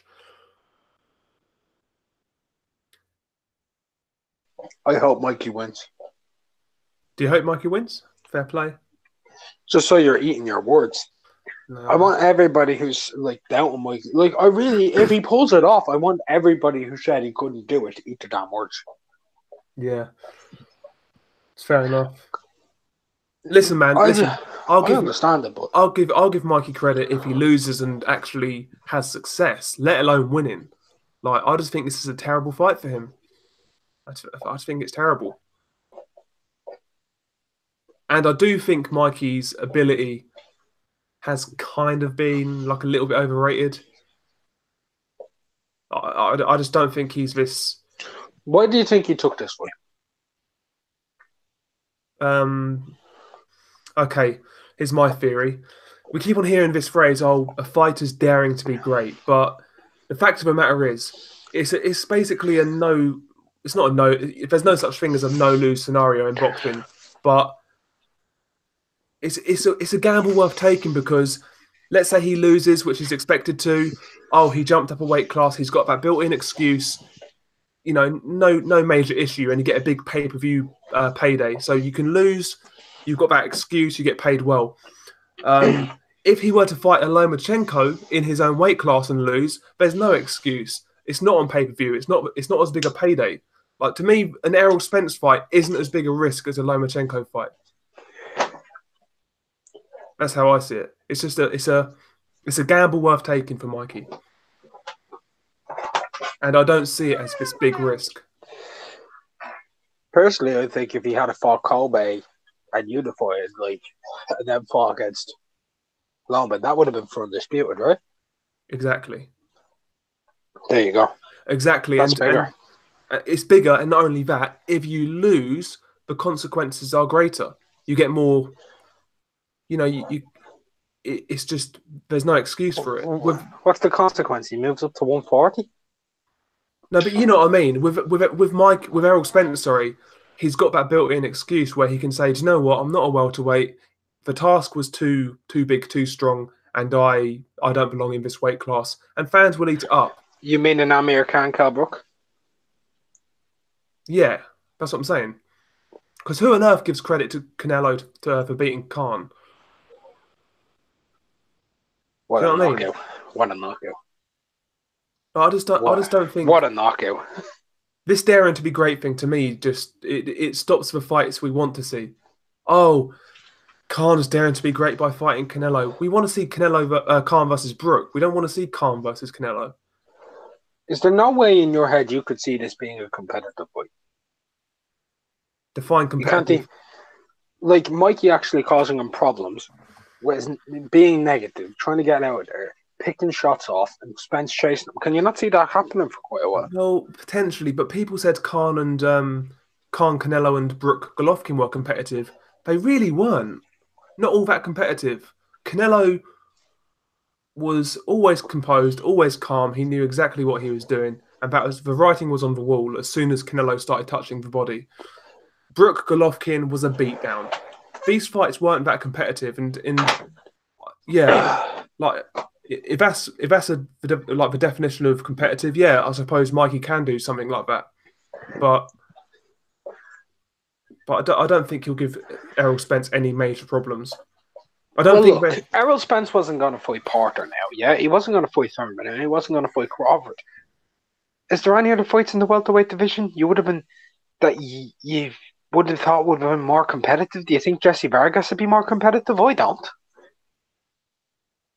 That's a good point, I guess. No, but like, at least he's a welterweight, man. I think Mikey Garcia beat Jesse Vargas at welterweight. I don't know, man. I see. I watched that Lipinets fight back, and listen, Mikey didn't look that good. How can we expect him to go up to 147 and beat contenders if he's like struggling with Lipinets, who's an unproven fighter? Maybe Lipinets is better than we all think. That could be true. That could be a possibility. But man, I don't know, man. I don't know. I mean, Copend 09 has a good point. He says, if Golovkin a few years ago dared to be great versus Kovalev, would anybody shoot it down? I would have. Oh, you would have. But at least in the Kovalev situation, at least there's that sparring story of Golovkin dropping him in sparring with a body shot. At least there's something there. At that time, I felt Kovalev was unreal, though. I just thought he would have fucking hurt Triple G. I would have thought he was too small. Yeah. Hell, I was worried about Andre Ward. Okay, Hassman says, judge a fighter by his last performance. Robert Easter Jr. How good is Robert Easter really? Like, he's a big guy for lightweight, but is he like anything special? I thought Comey beat him. To be honest. Who was Errol's last fight? Carlos Ocampo. Is he anything special? No. But he did. Who's a better opponent? Robert Easter Jr. or Carlos Ocampo? It's irrelevant going into this fight. I'm just asking. Who's a better opponent? Now, Robert Easter Jr. But like, I thought Robert Easter lost to Comey. I felt he really struggled with Fortuna, and he really struggled with Shafikov. I don't think he's that great, to be honest. He's just a big lump, a lightweight. Robert Easter Jr. is one of those guys who has all these tools and doesn't know how to use them. 100%. It's like a very bad Danny Jacobs. The only one fight Easter actually used his advantages was against Argenis Mendez. That's true. He actually boxed okay in that fight. And the knockout was really nice as well. I don't get it, man. I think Robert Easter Jr. should be fighting a fucking super welterweight. He's so drained, that fucking lightweight, man. He's huge. But to be fair to him, you can tell he's like a skinny guy naturally. Like, yeah, but he could gain like an extra 12 pounds. Come on. Maybe. Okay, Levi Khan. He said he's bet his entire house, college fund on F.A. Ajagba to defeat the grandfather Amir Mansour. Fair play. As much as I highly favour F.A. Ajagba, I wouldn't be betting any money on a heavyweight fight, like of that amount of money. I'm just saying. Yeah, Amir is a granddad man, but he can punch. He can punch, and we don't know if Effie can take the punch. That's what I want to see in this fight. I want to see what happens if Effie gets. I want to see Amir just wind up and crack him one and see what happens. Yeah, exactly. If Effie just throws a punch back and knocks him clean out, we've seen that he can take a punch from a proper guy. You know what I mean? Yeah. MB in the chat. MB says Denis Shafikov managed to drag Easter into an inside fight. Yep. To be fair though, Denis Shafikov is decent. He's a good fighter. Good fighter.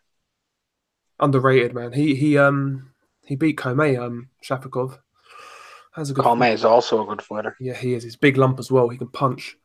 I saw Comey against who was it? Gary Buckland at York Hall a while back, like 2014 maybe. Wow. Really? Yeah, for a Commonwealth belt. And he won that fight by a UD, and back then I thought that guy looks fucking strong for a lightweight. Like, I didn't think he'd go this far, to be honest. But what do you think of King Eggington against Liam Smith? Oh, it's a glorified stay busy fight for Liam Smith. It's a comeback fight. What was the name of the guy who came in from Africa who absolutely fucking clocked Eggington? That was funny as fuck. Hassan Rankinho or something like that. Yeah, man. I remember watching that. I was like, yeah, I'll put €5 on this guy. I did actually put €5 on him. And I was like, the fuck? he got absolutely banjoed. And I just have no faith in Eggington, man. No. None. I mean, Paulie Malignaggi hurt him, for Christ's sake. Like, Paulie, I'm telling you, mate, a prime Paulie Malignaggi would have stopped Eggington. I'm telling you. I think so. He would have stopped him. Man. He would have stopped him. The magic man. Yeah, but Sam Eggington, he lost a fucking tune-up fight. Liam Smith is going to... Listen, Liam Smith is not a great fighter, but he's levels above Eggington. He's going to ruin him. He's going to put a beating on him, in my opinion. 100%. Easy. I'd be surprised if that fight goes past 5. Very surprised. I don't know about you, but... Hashman Boxing makes a good point. So Liam Smith's comeback, the guy who beat Eggington, I think deserves that fight. Like, I'd want to see that. The guy should get a chance now because he pulled off an upset, but boxing doesn't work like that, unfortunately. And he's won a couple of fights since, that Hassan Rankinho. He's won a couple of fights since at a low level. So he's building up a record. Hopefully we see him in the UK again soon. Don't you find that annoying?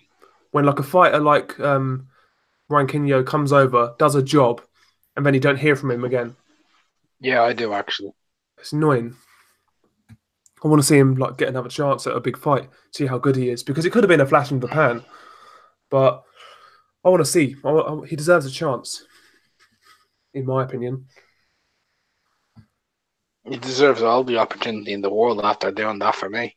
Yeah, cracked me up.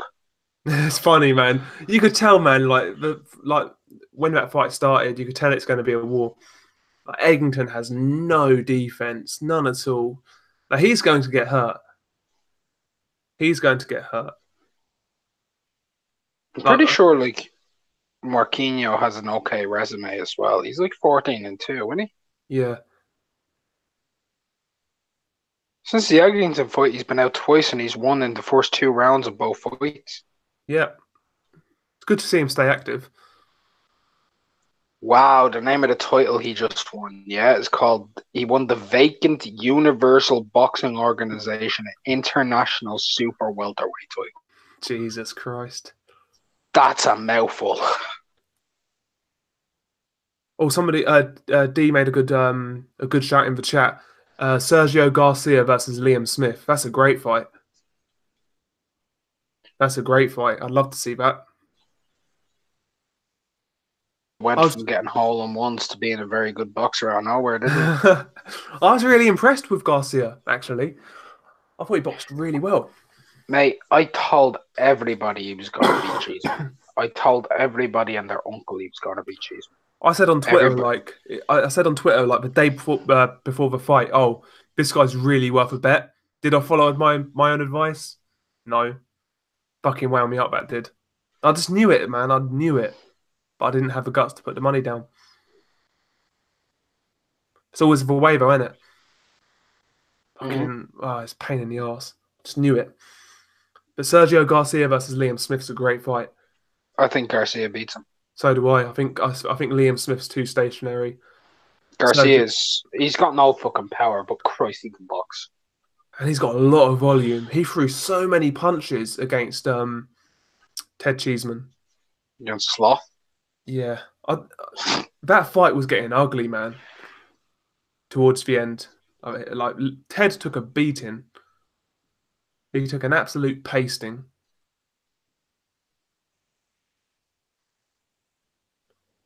Yeah, AA Boxing and Blunts, he says John O'Carroll got gifted a draw in his last fight. Yeah, I agree.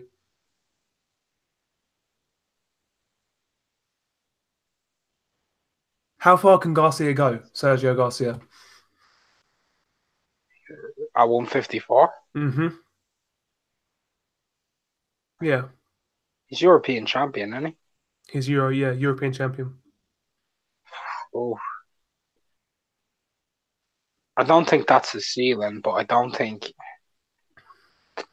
the world level at 154 isn't a joke. Okay, it's not a joke. I'll ask you this: Sergio Garcia versus Jaime Munguia. Jaime Munguia by stoppage. Oh, you think Munguia? That's a good fight. I think he's too big. I just think I don't know what it is, but Munguia is too big for Sergio Garcia. Man, he will. Unlike Ted Cheeseman, where he'll throw the jab, and Ted Cheeseman's head kept knocking back, Jaime Munguia will roll through him and just he'll get onto him eventually. Yeah. He's much more powerful than Cheeseman, and he's also more skilled, and he can jab. Yeah, it's a good fight though. It is a good fight, but I think Garcia might have a better chance of outboxing Tony Harrison, because Harrison doesn't have volume. That's a very good point. He's very low output. That's another good fight, though. So that would be my prediction, mate. Yeah, so I think he could give Harrison problems. I think he could even give Jermell some problems.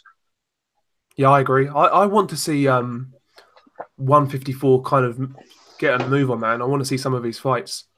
I want to see every division get a fucking move on. Yeah.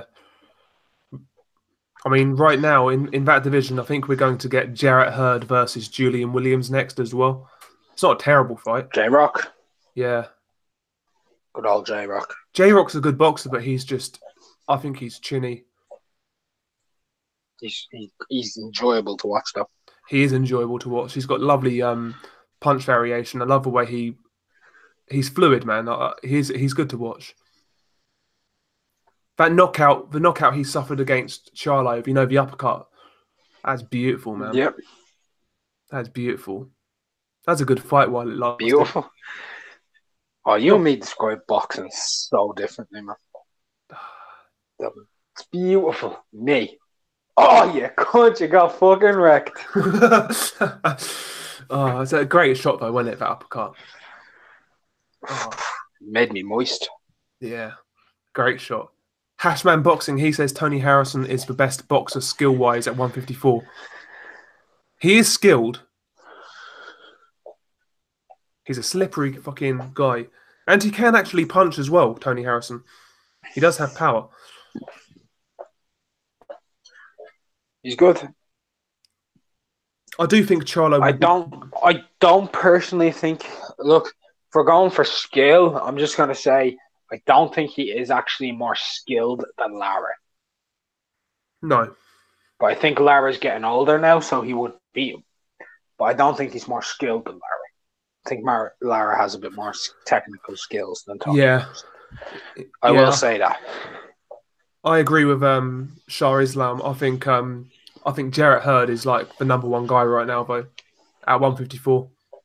Hey, who's beating him at 154? He's in there the same size as Kovalev in the ring. Mm-hmm. I can't see anybody beating him at 154. Do you know who I want to see for him? Go on. Jamal. Not Jamel, Jamal. I want to see them two get it on. Ooh, that's a brutal fight because, yeah, that's a great fight.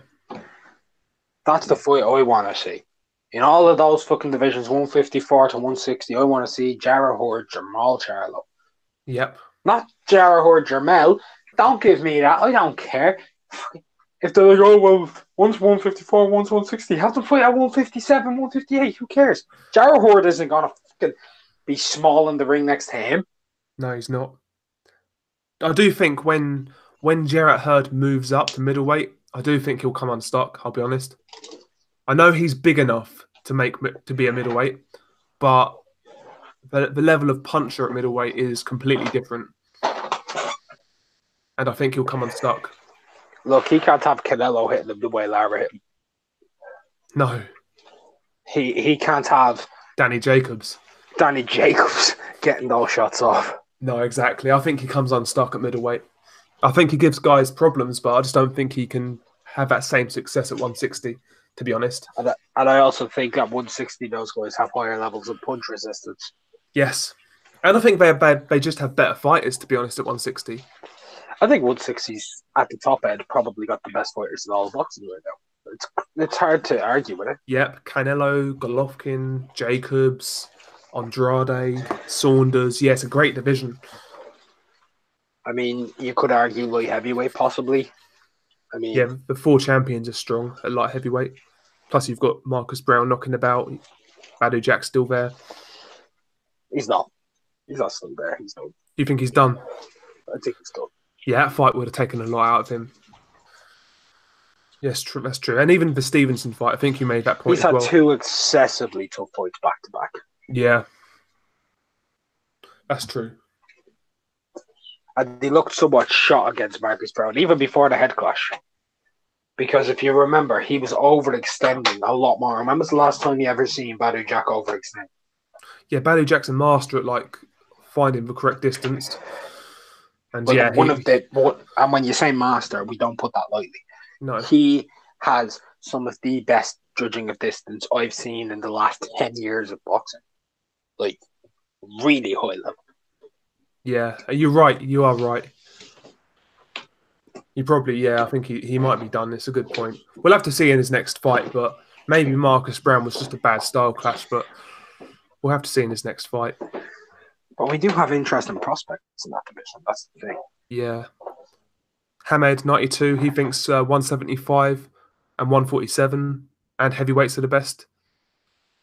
Yeah, that's the thing with heavyweights. Apart from like the top three, there's not really much else there. Same thing in the middleweight division. That is true, I suppose.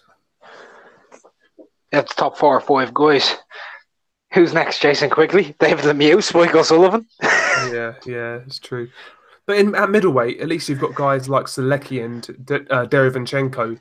You know, look, Derevinchenko is probably the best of the rest. Do you think? I think he's better than Selecki. I think Selecki's good, man. I'd pick Derevinchenko to beat him, but yeah, I think he's good. I think Selecki's good. That's my point. Yeah, you're probably right, man. You're probably right. But like middleweight and middleweight, you know, Munguia's moving up soon. Hurd's moving up soon. So that's going to get even I'd love stronger. to see Jamal Charlo fight against Derevianchenko, to be honest.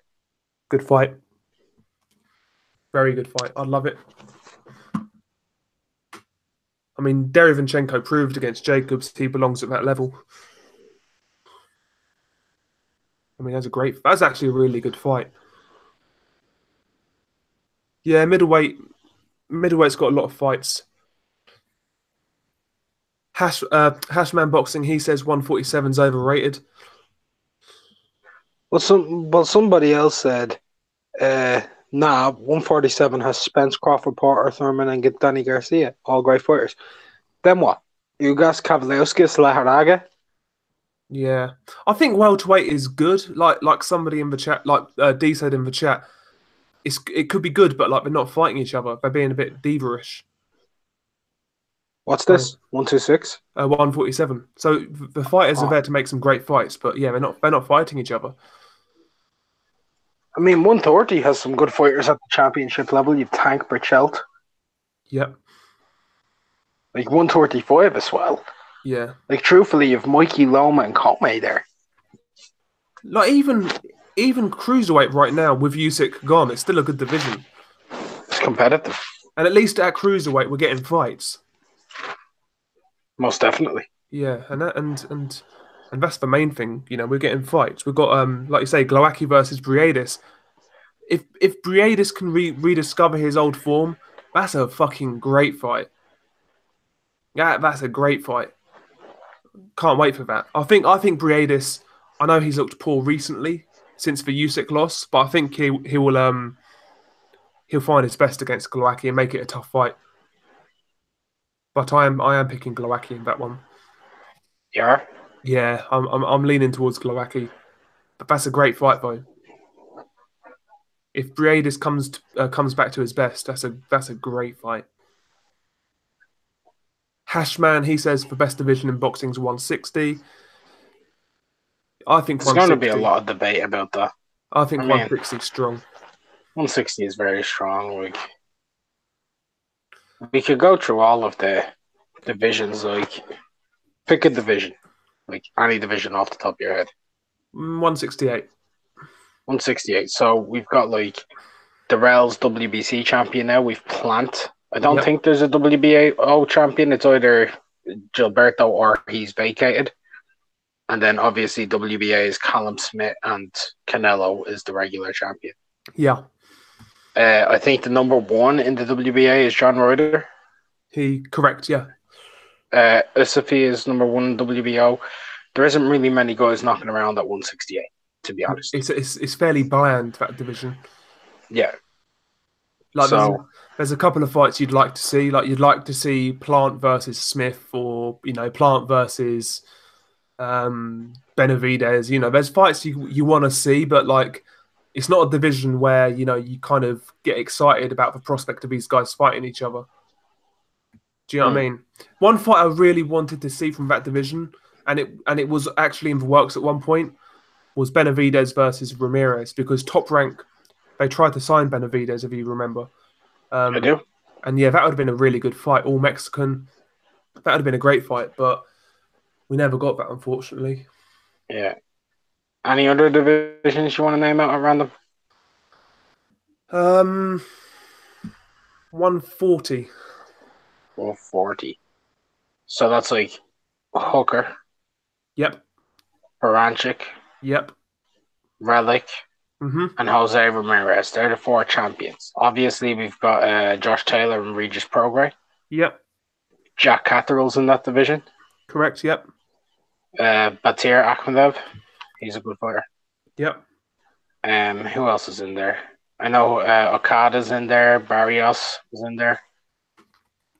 It's a good division. Victor Postal. 140 is pretty decent, man. Can you dig it? Anthony Iggett's in there as well. Armando Beltran. And the good thing about 140, when you look at these fights, a lot of these fights can happen, and we're getting some good fights. We're getting Relic versus Prograis, which is a great fight. And Relic Prograis, and honestly, Josh Taylor against Ivan Baranchik is a good fucking fight. Yeah, I've said people can't underestimate Baranchik. He's a tough fucker. He's a tough guy. He's a tough bastard, man. Yeah, he can punch So as well. that's a good division. I'm doing this off the top of my head, so if you can correct me if I'm wrong on anything. Yeah, nice. You've nailed it. To be fair, mate. Another good division. Well, we mentioned it earlier. Like 130, there's good fights to be made. Well, the champions are Ito, Farmer, Machado, Davis, and Burchelt. Yeah, I mean, like a fight like Burchelt versus Davis. That'd be a great fight because Burchelt would give Davis all the target he needs, but Burchelt is a big fucking guy for that weight class, and he can punch. Even Machado Davis would be good, man. Do you think Machado Davis? Machado would be better than Abner Mares. Yeah, maybe. Maybe. Like, I mean, Machado's really the WBA super champion, but they promoted Davis. Yeah, but Cancio has that belt now, though, doesn't he? Does he? Yeah, Cancio beat Machado. Oh, okay. There's an upset. Yeah, like Machado was supposed to win that fight. Oh, I didn't even know that. Yeah. Thank you.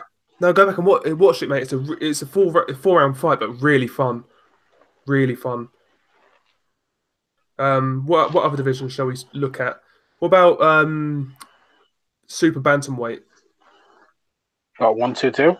Yeah, so like Ray Vargas is WBC, I think. Dehaney, Navarrete, and Roman. Roman's Yeah. WBA, Dehaney's IBF, and Navarrete's WBO. Yeah.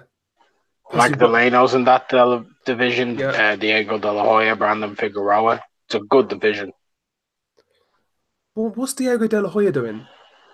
No idea. He can actually box a bit, to be fair. Yeah, and you still have Rigo knocking about, man. Yeah, Rigondeaux's still knocking about. So Diego De La Hoya last fought in June. Okay.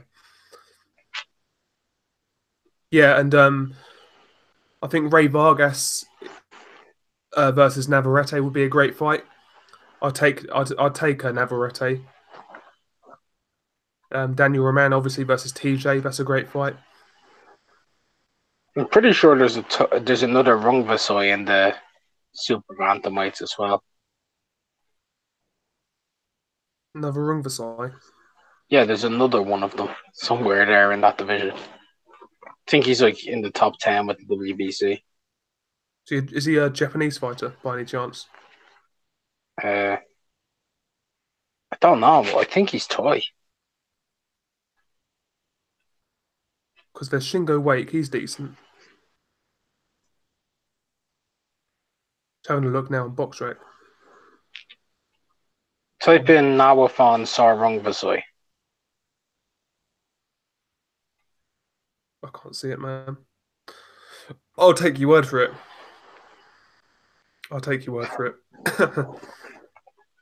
Okay, what seriously, like he's number 10 in the WBC.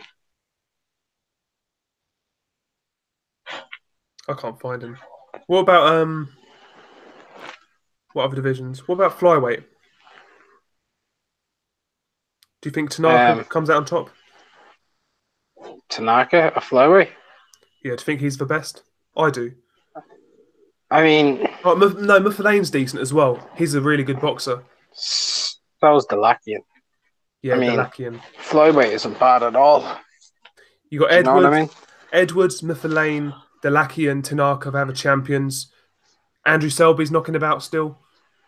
Yes. Andrew Selby. Sarawat is knocking around there as well. Yep, Sho Kimura. Sho Kimura is a very good fucking fighter. Still got Rosales. It's not bad fighters in that division, man. It's a good division. I really want to see. I want to see Tanaka versus Delakian. I want to see Selby versus Charlie Edwards, and obviously I want to see Muffalane unify as well. Muffalane's a good fighter. He is. He's definitely a good fighter. He's 36, though. That's the only thing. Thing for me though is I don't think Kosei Tanaka can really go up from here, man. No. I mean, as soon as he goes up, it's Nietes, Ankahas, and Rungvisai, and Estrada. Super flyweight, man. Super flyweight again, though. Such a good division. Rungvisai, Estrada, Nietes, Cal Yafai, Ioka, Roman Gonzalez, Ankahas. That's a great division. Norberto Jimenez, Yep, Andrew Maloney. Sho Ishida. That's a great division, man. Fuck me, man, that's some division. Even Aston Police Day. Yeah, really good division. But some of these divisions, when you look at them, the fights, man, just mouth-watering. Great fights. Tremendous fights to be made.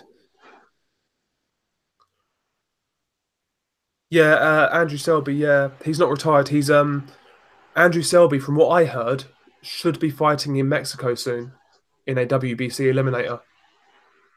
That's Really? what that's what I've heard. He's going to be fighting in Mexico soon. I don't know who it is against though. Is it against Martinez or Rosales? No. Interesting. I don't know who it is against, but yeah, he was they were talking about him fighting an eliminator in Mexico. So if that's the case, he's doing it the tough way. Fighting a Mexican in Mexico to get your shot. Fair play. I really want to see Andrew Selby versus Charlie Edwards. I think that's a good fight. It is a good fight. Andrew Selby's no joke. And he beat Rosales as well. Andrew Selby. That's a tough fight though for Selby. That wasn't easy. It wasn't. I think the scorecards kind of flattered him in that fight. I think he won, don't get me wrong, but I think the scorecards were a bit flattering, to be honest. I don't think you're wrong. No, but that fight proved. I know Rosales back then weren't really proven, but that fight that fight kind of proved that Selby, he's got a pretty high ceiling. He's certainly a contender. Almost definitely. But there's a lot, like even in the lesser divisions. I mean, like the divisions that aren't as strong, there's still fights we want to see. But it's just getting them made, man. It's getting the fights we want to see made.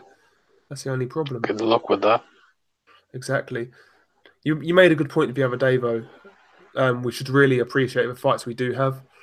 To be honest, like we have got some good fights. Like like the World Boxing Super Series fights, like we discussed. There's some great fights in this tournament. In these tournaments, I mean, Relic versus Pro Grey. That's a great fight. That's not going to be a boring fight. It's just not. I mean, like you say, Dorticos versus Tabiti, that should be fun. Briedis versus Glowacki, that's going to be fun. Taylor versus Baranchik, I'm telling you, I think that's a bit of a sleeper. I think Baranchik is going to give Taylor all he can handle. I mean, even Donaire versus Tete really excites me. I know Tete sometimes isn't always in the most exciting fights, but I think there's prospect of an upset there. Do you? Yeah, I do. I think Donaire has a good shot. I'm looking forward to that one. I don't think you're wrong. I'm really looking forward to that fight. The only fight that is kind of I'm not going to say it's a foregone conclusion because I rate Rodriguez, but Inoue versus Rodriguez is kind of like the most, I suppose, on paper, one-sided fight in the tournament. It's only because Inoue is an absolute monster. Yeah. But I do. Isn't that his name? The monster? Yeah, exactly. I do rate him. I do rate Rodriguez, though. I think he's a good fighter. But you just rate Inoue more. That's all right. Yeah, exactly. Like Inoue, he does look like a special fighter. It's got to be said. And he does look like a special fighter Inoue. He does. He looks the business. Should be told. He's a great to watch, man. He's just great to watch. Great to watch, man. Jake Cleary, What time does this Porter card start at? Probably 2. Usually in the UK it's 2:00. That's true. Maybe you get some scrub fights on the undercard, but we get that on every fucking card, man. Mm-hmm. Let's be honest, some of these cards are better to watch than the matchroom cards of like. Yeah, but having said that, though, I mean, is that any praise? I mean, come on, man. Like, I mean, the Dross matchroom have put out already this year. This is fucking. What about it? garbage. And even Warren, man, like Frank Warren. I mean, last night's card, it was okay for a Friday night card, but that was all mismatches, to be honest. I know I enjoyed the Garton Jenkins fight. I'll be honest, that's decent, but like, it's just not for me. Here's some of these cards, it's just all trash. The Liverpool card looks good though. Actually, I'll give Eddie Hearn his credit.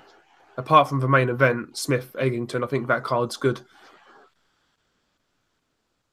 Anthony Fowler versus Fitzgerald. That's a decent little fight.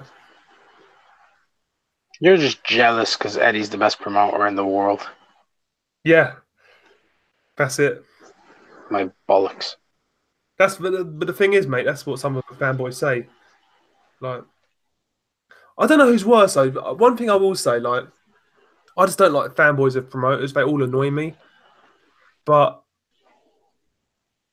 with like Matchroom fans, to me, it's like they don't know any better. Like they're casuals. So I don't hold them to that high, like that standard. Like, but with like a PBC fanboy, they know more about boxing. Did Do it? you know, I think so, and to me, that's more unacceptable. When you know about boxing and you still fanboy over one promoter, that's not acceptable as far as I'm concerned. Like, I actually disagree with that because I think most of the PBC fanboys are casual fans in the US, and I think most of the Matchroom fanboys are UK casuals. maybe, I mean, I've never really gotten to speak about this, but I think a lot of it comes down to where you live. yeah, At the end of the day, most UK guys, they're going to know more about Povetkin than they do about Ortiz. And in the US, you're going to know more about Ortiz than you do about Povetkin because guess what? They fight there on their TV. yeah. No, you're right. Yeah, you're right. It's just fanboys in general. They're just, I don't know, man. I don't see the appeal in it. I don't see the appeal of like backing one promoter because ultimately, I mean, if you give me good fights, I don't care who you are. Like Frank Warren, he's given yeah, his show last night weren't great. His next show isn't great, but if he gives us Warrington versus Galahad on regular BT, I'll fucking say, do you know what, Frank? You delivered there. Nice one, mate. Yeah, he delivered. And if he You've given delivers, me what I want. yeah, exactly. If he delivers Gorman versus Dubois, I want to see it, man. I'll give him credit, but like, I mean, I don't care where the fights are coming from, whether it's PBC, Top Rank, Eddie Hearn. I can give a fuck, to be honest. I just want to see the good fights. I'm the same, mate. Yeah, just I want to see mean, good fights. I've got Ugas against Porter. Thanks, Yep. Al. Yep. Thank you.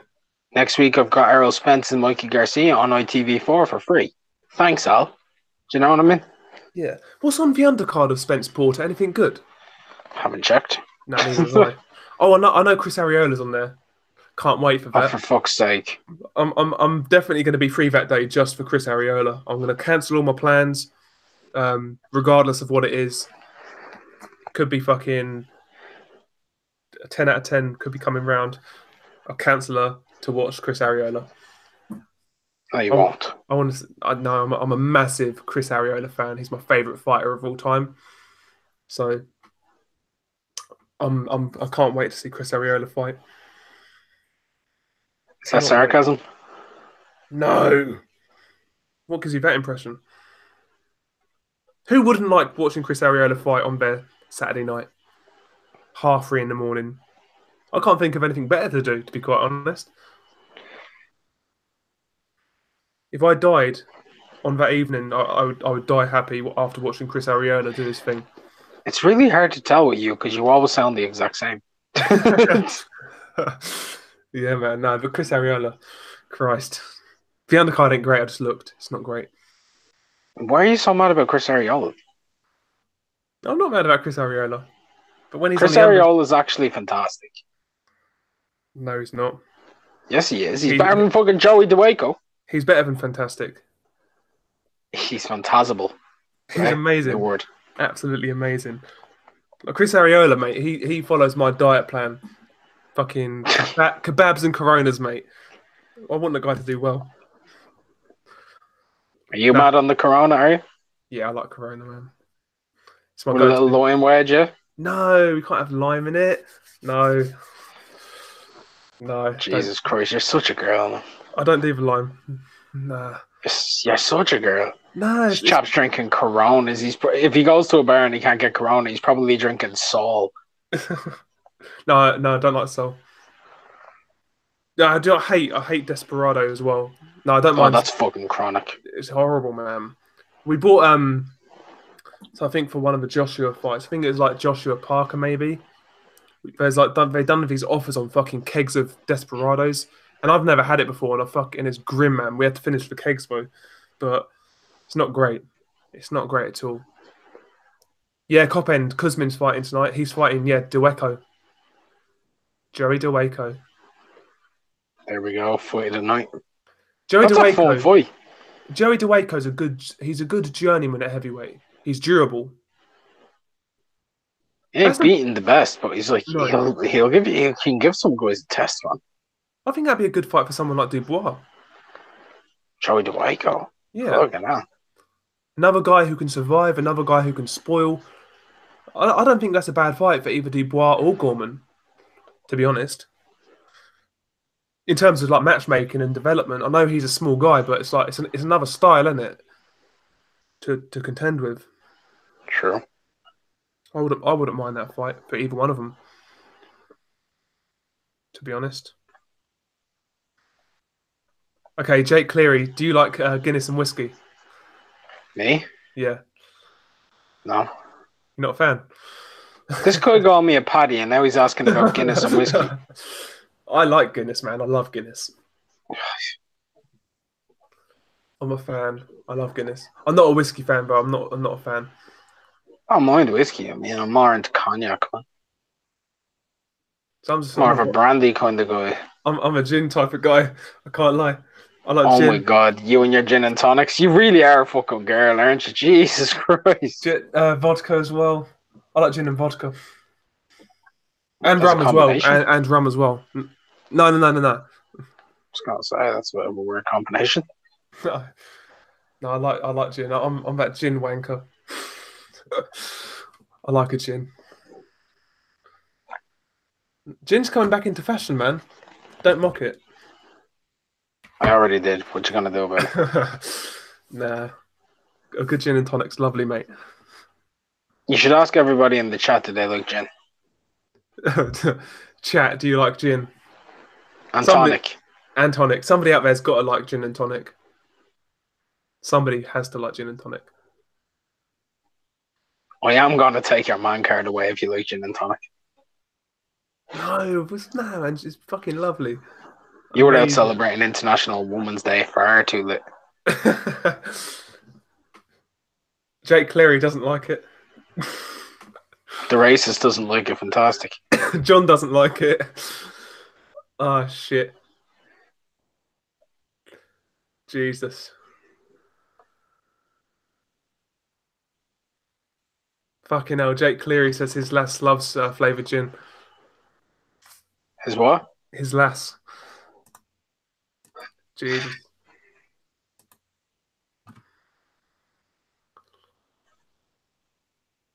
Okay, Cop End, who do you think Frank Warren wants to win between Dubois and Gorman? I would say Dubois. I think. Dubois is like the linchpin. Yeah. He's big, like he's a heavyweight, and he's big and he's strong. And he could- Gorman ain't gonna be. Can you imagine letting Gorman appealing to people? Yeah, Gorman's not really that marketable, is he? No, not really. Even though Dubois is not that interesting to hear, but like he looks the part at least, and he can knock people out. You know, He can reach a casual audience as opposed to yeah. I think as much Frank, as it kills me to say. I think Frank would want Dubois to win. I really hope we get that fight this year. I really do. It's a great fight, man. But I do have my doubts. But Frank's going to pull through for us. He's going to deliver. He's going to do it. And yeah, man, we're going to get gin on Del Boy. That's it, man. Yeah, the gin's getting no love. The gin and tonic is getting no love in the chat. No love at all. Absolutely disgraceful. You never lived, man. Never lived. I've lived, man. I'm fucking drinking Hennessy neat right now. I'm sober. I'm sober as a fucking nun, mate. It's a Mate, I terrible. am not sober if I'm staying up until fucking 4 o'clock in the morning to watch fucking Joey Dwaco. That ain't happening. Oh dear. I normally watch boxing piss drunk. That's why I nearly never judged it. Like my first time watching it, I always like record it Yeah. and like watch the replay when I'm hungover because I feel I can actually judge better hungover because like I'm completely fucked to the point where I just don't care. Does Mm. that make sense? Yeah. No, I know what you mean. And weirdly, do you know what the thing? Like when you watch boxing with friends, like I'm presuming like most of your friends are casuals because that's the way it Yes, always is. every last Yeah. one of them. Yeah. Same. So when I watch boxing with casuals, let's say it's a close fight and maybe controversial. One thing I've noticed, like casual fans who know nothing about boxing actually score boxing fairly well. So they'll say, "Oh, I think so and so won," and you agree because they don't really have like a invested interest in any fighter, and they've got no bias. So they just watch the Unless they fight. know the fighter's name, in which case they're immediately biased. It's Yeah, hilarious. yeah, yeah. But if there's a fight where like they don't know either guy, I've noticed that like So so, Edis Tatley against like Pereira. yeah, but like the example I kind of give was so I watched Kovalev Ward 1 with friends because it was after a night out. We came back and we watched it. It's on Sky, I think, and everyone in the room, like nobody knew who the fuck Andre Ward was or Kovalev was, and everyone said Kovalev won, and that was telling to me that night. Just it's weird. And the Sky commentary were pro Ward, and they said Kovalev won, and that was interesting to me. I thought they'd say, oh, I just thought they'd go along with the commentary and like Malignaggi, but no, and that was really interesting. That was eye opening. I think casual fans, you're right in the fact that like when they watch a fight, when they know somebody, yeah, they'll be biased. But if they don't know anybody, then I think they can actually they can view what's going on with no they can view what's going on with no bias, and their scorecards usually fair pretty good, to be honest. It's true. But yeah, like Ward Kovalev was a weird fucking Do any of your friends know you have a YouTube channel called Del Boys Boxing News? no. I've not No. no, I've not said no. Do you think they'd slate you? Not really, nah. Nah, Really? I just not said, nah, I just not said. Like I'd that's like slate you. it's Every like time I'd walk up to you, I'd be like, hey, it's Del Boys Boxing here. that's jokes, man. Uh no, I've not told anybody. But like no This guy reason. watching way too much OnlyFans, man. Yeah. That's it. I don't know why, like Del Boy, I've not had that nickname for like years. It used to be my nickname for ages. Because like at school, basically I used to like sell shit for just sell shit like cigarettes and sweets, coke, whatever. Not coke, This coke. guy's a proper fuck. You're a proper job, though, aren't you? Yeah. Like I remember when do you remember Woolworths? Woolies? Yeah, yeah, yeah. So So do. so my uncle at the time worked for Woolworths, and like he Oh, got all right. like when they went out of business, they obviously like were giving away stock and that, and Yeah. I got loads of stock off him and started selling it at school, like Coke, sweets, everything, and fucking I made so much money, like just I didn't have to pay anything for it, just made so much money, and all the shit got confiscated in the end though, fucking cunts. But yeah, man, those were the times, man. Back in the day, man. Quick money. And I spent it on absolute shit. Love it. Jake Cleary, Narco Del Boy. Narco Del Boy. I can do any old, yeah. Back in the day, man, when I was a youngster. Yeah. Yesterday. Yeah. Still only 24. I'm still young. I'm still young. In my prime.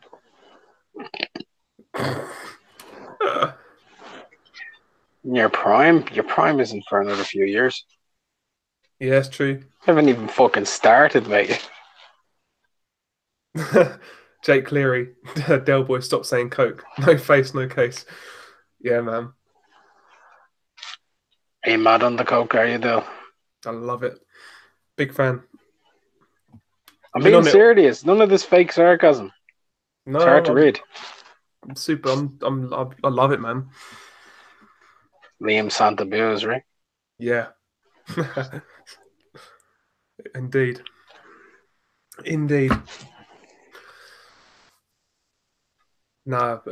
Do any of your mates follow you on Twitter? No, that's that's a Fake Twitter. not a fake Twitter, but just a not a personal. I don't have any. Genuinely, man. I don't have any personal social media anymore. I do. I've got Insta. I've got rid of it all, man.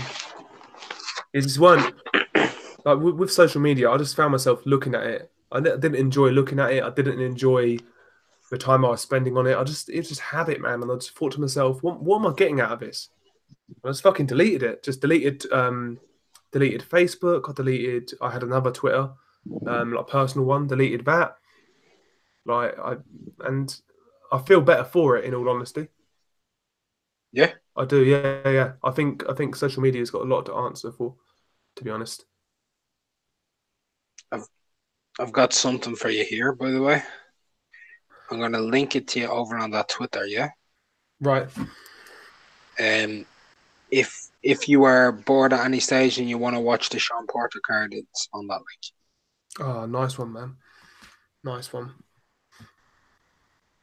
What is it starting now or? Well, I guess it is because I'm able to watch it right now. It's on Fox PBC. Who's fighting now? Nobody. They're interviewing Porter. Fair play. So I guess it's like all the preemptive stuff. If you do decide to watch it, mute it. Yeah. Now I probably won't. Know. Yeah, copyright and all that. And it just sounds horrible as well. To be honest. It's true. Hope one day, Jake Cleary, will get this channel bigger. One day.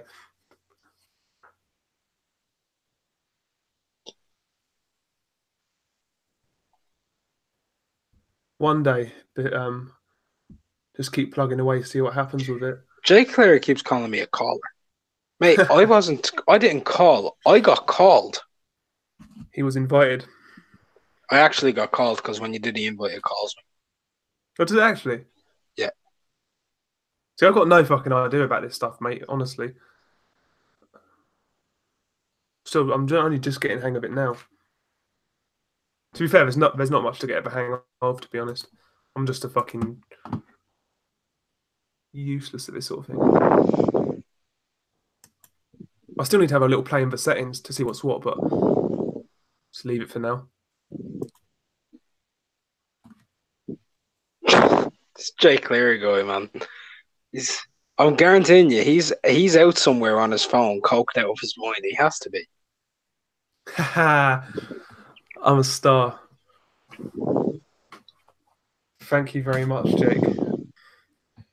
Now, one day we'll get this channel big, man. We'll get it big. I have a way to do it, but Dell's not interested in my way of making everything. Caller/Paddy/Pikey, LOL. You know you're fighting. I know more about fighting than you think. I'm acting like a casual constantly. Yeah, no, McGregor knows his stuff, man. He knows his stuff. He knows more than me, probably. To be fair, well, not about prospects. I know more about history. Yeah, you know more about history. But that's because I've studied it. No, I see. Like, I enjoy like video. I like videos like that anyway. So like, like somebody like Beats. That's why that's the first thing that I kind of found on his channel. That's what drew me in. Yeah, and, Beats is amazing, man. Especially with like the British boxing. I enjoy all that, like the stories that come with it, and I enjoy all of that. Cop End, what got me into boxing? YouTube boxing. The YouTube boxing scene. Yeah, mainly just because I didn't really have anybody to talk to about boxing. All of my friends are like not really interested. they'll watch like a Joshua fight or like a really big fight. But apart from that, I can't really have a conversation about boxing. So I just thought, do you know what? Let's make a YouTube channel, see what happens. He wanted YouTube money for pussy. Yeah, escort money. But no, like, but fucking, I don't know, man. It's been a slow grind, but it's just one of those things. I just want to keep on with, see what happens, because ultimately, I genuinely enjoy doing it anyway. So that's the main thing. It's just a hobby, isn't it? But like, on the other hand, you do want to see it go further, but. Adept Joe, he says Fury is the #1 heavyweight. You can make that argument. You can argue it, man. I ain't arguing that point again. I've argued about a million points about the heavyweight division. Yeah, I'm just a bit like I'm just a bit tired of the heavyweight division right now. In all honesty, it's honestly boring. Like, how many times do I need to hear somebody tell me, "Oh, Tyson Fury is #1," or Deontay Wilder's #1, or Anthony Joshua's #1? Yeah. Here's what I'll say: until they fucking beat each other, Yep, none of them are #1. Right now, we have two guys who are one half. Do you know what I mean? Yeah, I kind of see the #1 spot as it's kind of like vacant. I'd say. I've got a contentious lineal champion. I've got a WBC champion, and I've got a unified champion. Yeah. The unified champion has the overall best body of work. He does. But the WBC champion has the two best fights most recently. And the lineal champion has the best singular win. Yes. So you can make a case for every one of them. But like, if I ask you over the last year who's had the best fights, Wilder's had the best fights. His last two opponents, he's had the best fights. He has, but at the same time, like the last fight was very contentious. So like, and he didn't win it. It was close. But he didn't win it.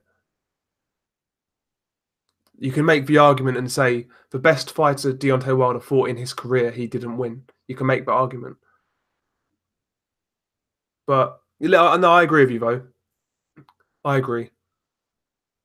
Yeah, Deontay's had a better year than Joshua last year. Or did he though? Because Joshua picked up another belt. Beat Parker. He beat Parker and he beat Povetkin, who, you know, he's been a top 10 heavyweight for about a decade. So he didn't have a bad year. I mean, Wilder beat Luis Ortiz, who's also been a top 10 heavyweight for just about a decade. Yeah, he's been a top 10 for a while. And he got a draw with Fury. I think getting a draw over Fury is better than getting a win over Parker, belt or not. Yeah, but maybe. But you can make that. If we're talking about what you get from the win, I mean, Joshua got another belt. Deontay Wilder, after that fight, made himself into a big name. Yeah, I mean, look at the money DAZN are offering him. Exactly, that's the end of it. Like, Tyson Fury got a $20 million a year deal or some shit. Yeah, like even fucking Dillian White, man, like fucking, he's getting money as well, man. I want to see Dillian. D-ball. I want to see Dillian versus fucking Fury. Make it happen. Make it happen. You want to see Dillian get punched up? Yeah, I mean, listen, man. Fury ain't going to fight Wilder anytime soon. He's not going to fight Joshua. The best option is fucking White, really, I'd say. I'll fight Fury. I would fight. Shah Islam, he says Joshua beating Povetkin is better than Ortiz. I actually agree. Controversial. I don't care. Do you know that I don't care? I don't care who's better. Povetkin has a better resume. Is he a better boxer? Like that's the argument. You know what I mean? I don't care. Yeah, I personally think he is, but the fact of the matter is, we just want to see them fight. We want at the end of the. You're picking between the #4 and the #5 heavyweight at the time. Yeah, we just want to see the fights, don't we? At the end of the day. We just want to see Joshua versus Wilder, Joshua versus Fury, Fury Wilder 2. That's what we want to see. Maybe throw. Both Povetkin and Ortiz both showed one thing, that they're both old and they both sapped in energy. I mean, Povetkin, he rocked Joshua a bit, didn't he? He did. Let's be real here. Let's be real here. Ortiz had Wilder over his feet. Yep. In other countries, that was a stoppage. Yeah, I agree. On a different card, that was a stoppage. It's like like you mentioned the other day, Furman Lopez. Like, some referees would have stopped that. And let's say Deontay had Ortiz in the exact same position. I think the referee would have stopped it, to be honest. Or he could have. He'd been a lot more likely to stop it. I know. He did. He did stop it, kind of like in the same way. Yeah. Yeah. That's true. It's true. Shah Islam, he says, how does Usyk do against the top 3 at heavyweight? No idea. Neither do I. I'm holding judgment. I want to see Usyk fight at heavyweight first. Yeah, from what I heard, Povetkin Usyk isn't happening next, unfortunately. That would have told us a lot.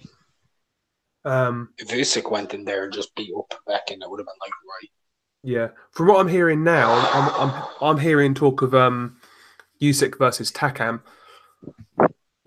Mate, if he goes in there and just beats up Takam, it's going to be like, well, we have to take him serious. Yeah, I don't think Takam's a bad fight for a first fight at heavyweight.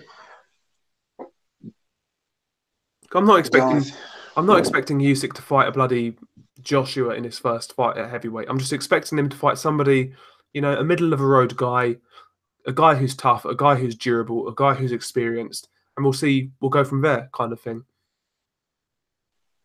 He ain't stopping Takam in the first round, that's for sure. Oh, yeah, Takam's tough. Takam's tough. He's been stopped, twice? Yeah, Povetkin and Chisora AJ. And Chisora. He wasn't really stopped against AJ. No, it's a BS stoppage. Stopped. He was stopped against Povetkin and he was stopped against Chisora. Yeah. No, you're right. He wasn't stopped. He was stopped. Do you know what I mean? That was a fucking British fucking stoppage. That was. You call it a British stoppage. I call it a matchroom stoppage. Right? Yeah, it does happen a lot on matchroom shows. It happens far too often. But there we go, man. There we go. Shah Islam, he says, Usyk versus Chisora coming on pay-per-view soon. Jesus. I'd pay for it. Would you actually? Nah. I'd pay for it before. I'd pay for it. I actually would. I think it's a good fight. I actually think it's a really good introduction to the heavyweight division. Yeah, I think it's a good introduction, but I wouldn't pay for it. I think it's better than Takam. Well, you wouldn't because you don't buy pay-per-views. I'm a tight fucker, yeah. Yeah, Cop End, Robert Guerrero, yeah, he's fighting tonight, believe it or not. Robert Guerrero, he's done. I don't know why he's coming back. He's alive. Yeah, man. He fought on the Wilder Fury undercard against a journeyman and won. What's the end game for Robert Guerrero? Why is he back? Just a quick payday? What are they going to do with him? I mean, who cares, man? Like, what's he doing? Robert Guerrero, man, he's shot. His best moment was when he beat Berto. He made Berto look Chinese. That was Guerrero's best moment in his career.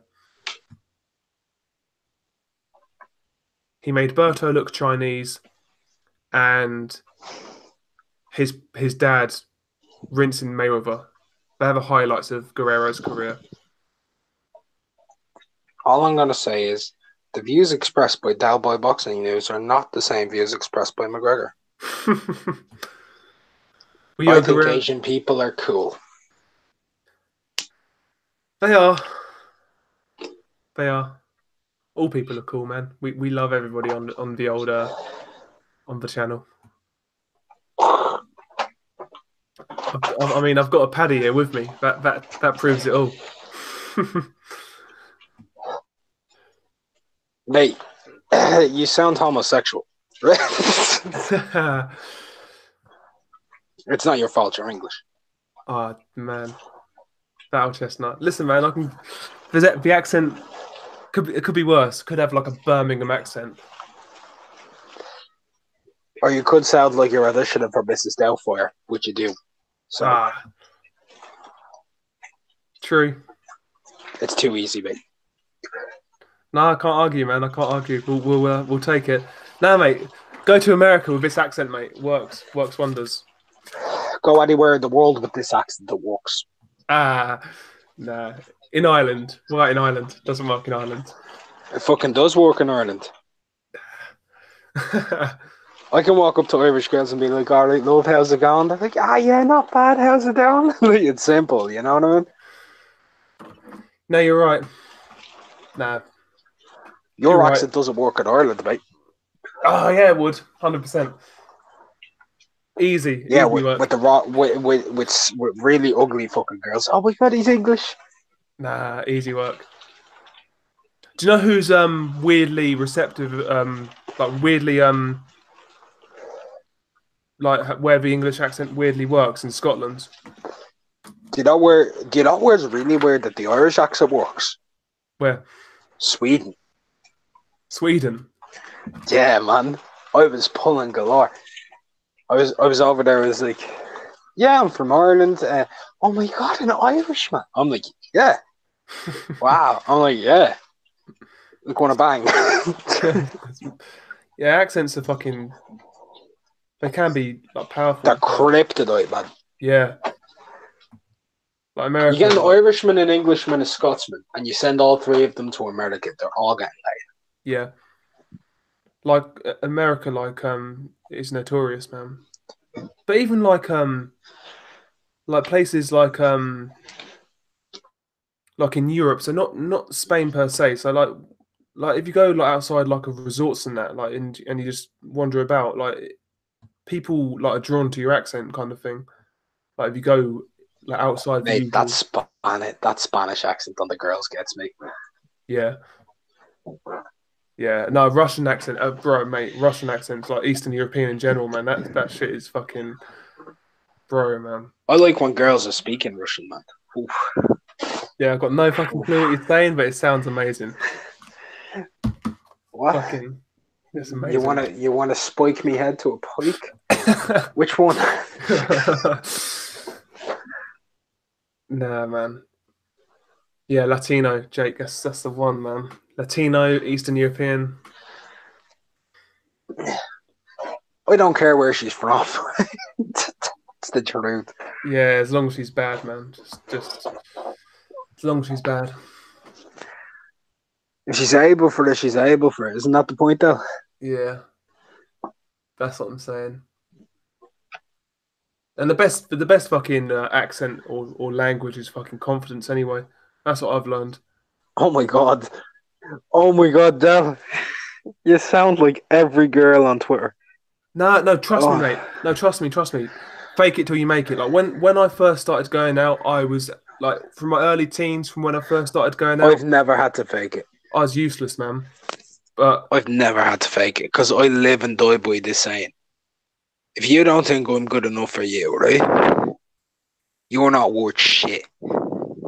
That's true, but like my tiny man brain just thinks I want to get laid. What do I say to get laid? What do I need to say? What do I need to lie about? Basically, where's the chase and how do I cut to it? Like that's my viewpoint of going out and chatting to birds. I just still kind of I just want to get laid pretty much, and yeah, you just. Like I am confident now, but when I first started going out, like I weren't. Like I didn't know what to say. I didn't know how to react. But like you just force it. If you force yourself to keep on doing it, you just get better at it.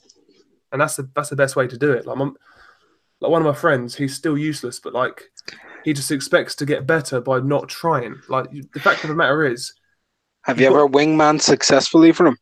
No, I can't because he's not willing to put any work in.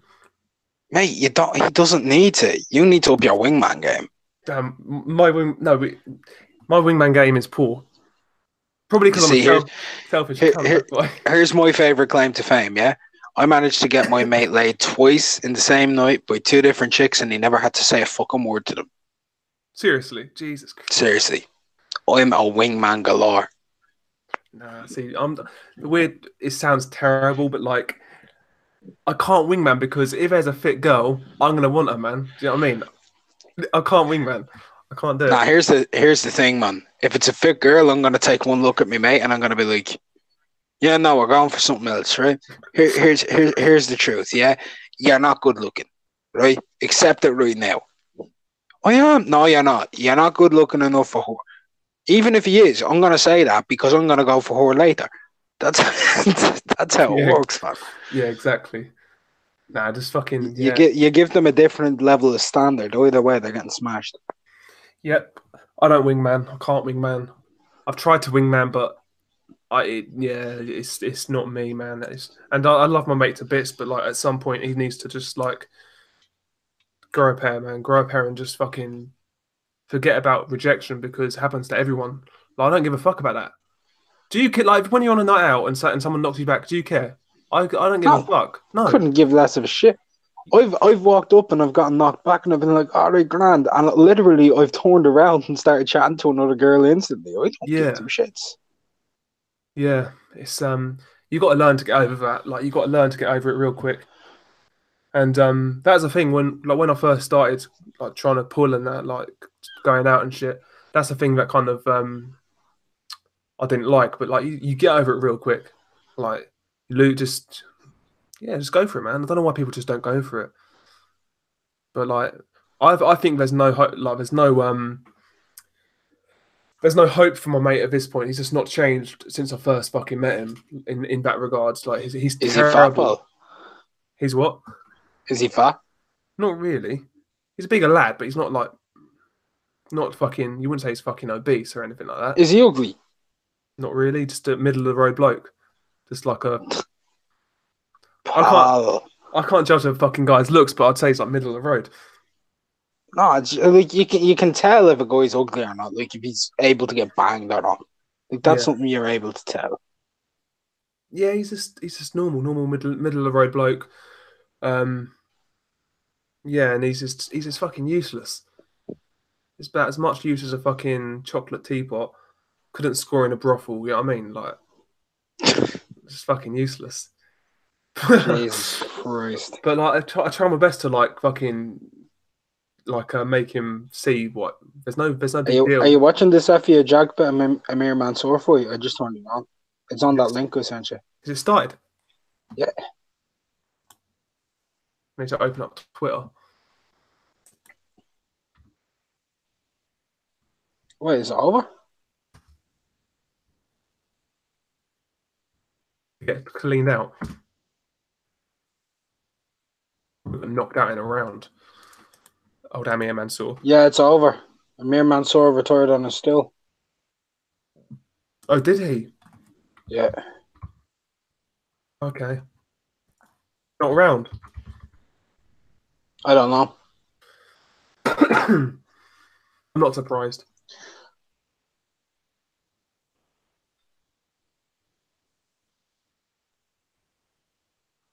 I don't know who it was, but somebody was saying they're not. Oh, it might have been MCR. They were saying that they're not sure, like, if they can really say Effie's gonna win this because Amir's proven it's a big step up. It was like Effie wins, he stops him. Like, Yeah. and I was right because retirement on your still is being stopped. It's the same thing. Yes, it's a Effie's a big motherfucker, man. The size of him. strong guy. Yeah, winner by TKO, round 2.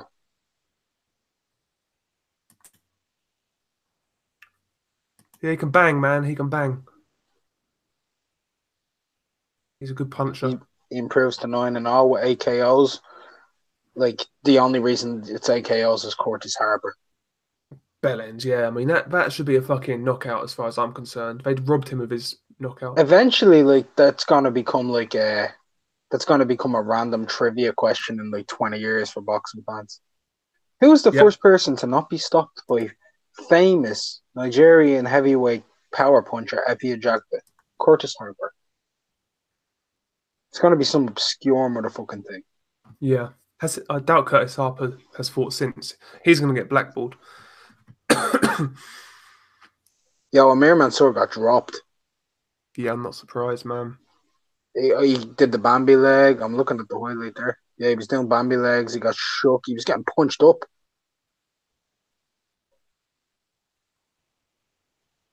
FA's a problem, man. Jay Cleary is telling you to kill the fat cunt dragging you down, Bellboy. Nah, he doesn't affect my game. He doesn't. Do you know what? Funnily, like weirdly, I've noticed I've been pulling a lot of like older birds recently for weird. I don't know why. But What do you mean, older boards? it's like so the last time I pulled like a fucking 43-year-old. Was she fit? Yeah, she's fit. She's like fucking Asian. No, she weren't. She looked Asian, but she weren't Asian. I forgot where she was from, but like That's so fucking confusing. she had like an eight, and she was. Do you know what? Like when you see somebody and they're like white, but they're like you can tell they're not fully English or like fully Yeah. yeah. She's fucking nice though. And I done that after, so I spilt on that night out. So I kind of got chatting to her and that, had dancing with her and that, and I knocked over like my pint on her and a bottle of beer. So I knocked over 2 drinks on her, and I still pulled. Like I don't know how the fuck I did it, and she was fit as well, man. Like that is like I was punching. Like I fucking don't know how I did that. But since then it's been dead. I'll be honest. Like last couple of months have been pretty shit, to be honest. According to Eddie Hearn, an absolute brutal KO from Madrimov. Rojas has received treatment and is okay. Ooh, I've not seen him fight before. I haven't either, but I've heard fucking big things. I've heard good things as well. Yeah. Yeah, Copend, I agree. Dubois, he's not on FA Ajagba's level or Hrgovic's level. Yeah, I agree. Apparently, Hrgovic bashed Dubois up in sparring. That's the rumor. I wouldn't be surprised at that. What the? Ajagba, Guilty Simpson, he says Ajagba is a lot closer to contending than some may think. Yeah. Do you know what I think could be a good fight for Ajagba next? Christian Hammer. I'd like to see that. I think that's a good test for Ajagba. That's early, man. Do you think? Man, that's world level. Go for it, man. Let's push these guys, man. I hate this fucking. Let's push them. Why can't we just let them fucking develop? Nah, let's go for it. Ajagba's like Christian Hammer. He's not proper world level. He's not like a top 10 heavyweight. He's not top 15. I know it's a big step up, but like, go for it, man. Or maybe, actually, you're probably right. Maybe Hrgovic should be looking at Christian Hammer because Hrgovic is more like advanced. Hrgovic has had like he had a great extensive amateur career. Yeah, maybe Hrgovic versus Hammer then. Do you know who might be a good show for Effie? Go for it. I'm not saying it's a step up from Amir Mansour or anything like that, but Fred Cassie. Yeah, Fred Cassie can spoil. He can survive. What about Kevin Johnson?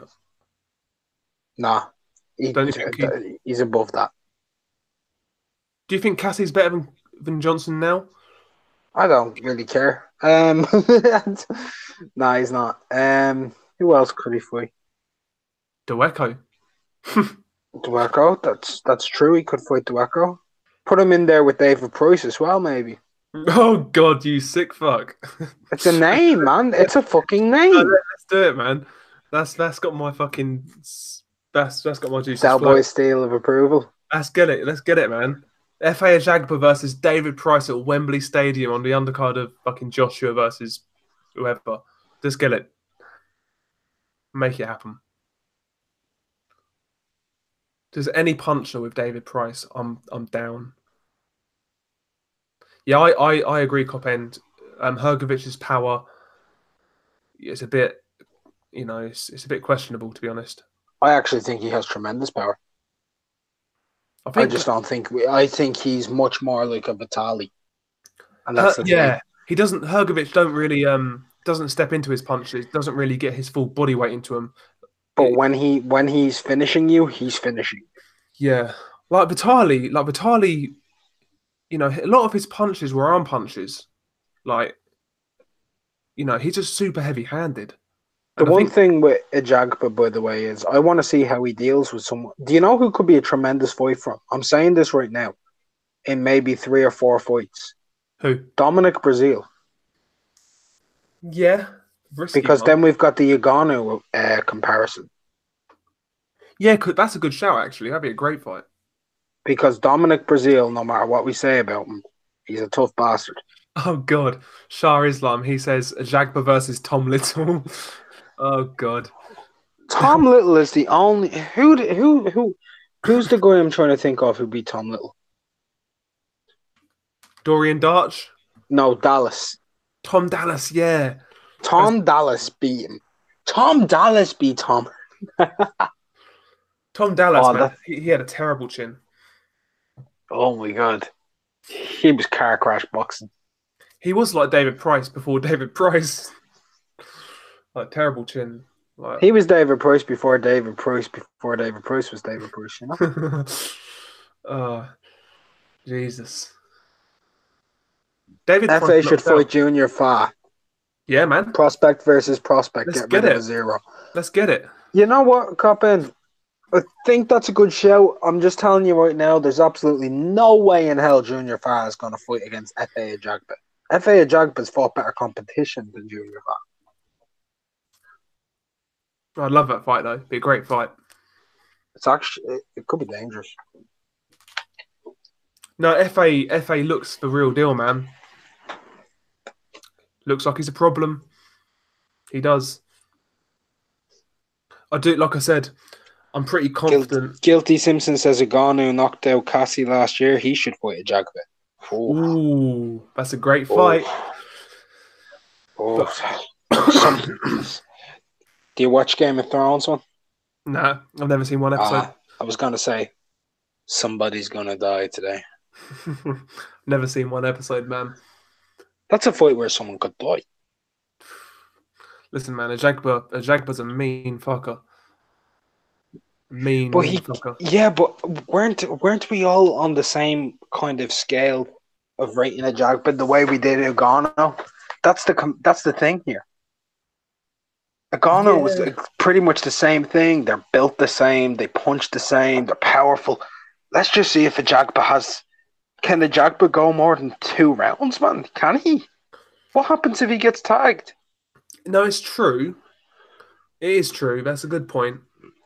But I just see something. I refuse to get onto the hype train with him as much as I will with Hrgovic, just because Hrgovic is definitely a more complete boxer.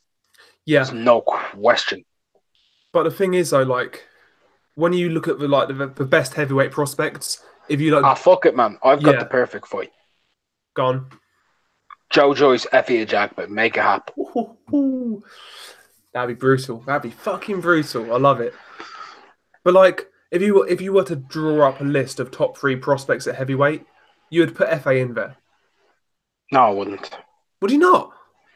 I wouldn't. Who would you put above him? Hrgovic, obviously. Hrgovic, and Hrgovic. Come on, man. You're being harsh. FA looks a mean fucker. Mean guy, man. He's got power. I still need to see what Tony Oak is going to be doing, if I'm being honest. Yeah, no, we need to see a bit more from Tony. We do. Yeah, I agree with that. How good do you think Tony could be? Do you rate him at all, or? I think he's decent. Tony Oka? Yeah. Of course I rate Tony. think he's tremendous. Like, to be honest with you, it sounds fucked up, and it's in the and it shouldn't be the case. But I'm kind of more excited by the prospects at heavyweight right now than the champions. Well, that's because there's nothing about the champions to get excited about outside of Undisputed. Yeah, exactly. It's like I'm loving like looking at Hergovic's career grow. I'm loving following FA's career, you know, and Yoka's career, Joyce's career. It's interesting. There's going to be a lot of the heavyweight division in maybe sort of 18 months is going to look a lot different, That's true. That's definitely. and it's going to be interesting to see who comes out on top out of all these prospects, because there's guys there like who are not really getting much coverage as well. I mean, like Evgeny Romanov, he's a decent prospect. He is. Yeah, he beat Wilder in the amateurs. He's decent. There's guys out there. There's guys out there. There's a few prospects out there I don't really rate, like Junior Farr. I'll be honest, I don't rate.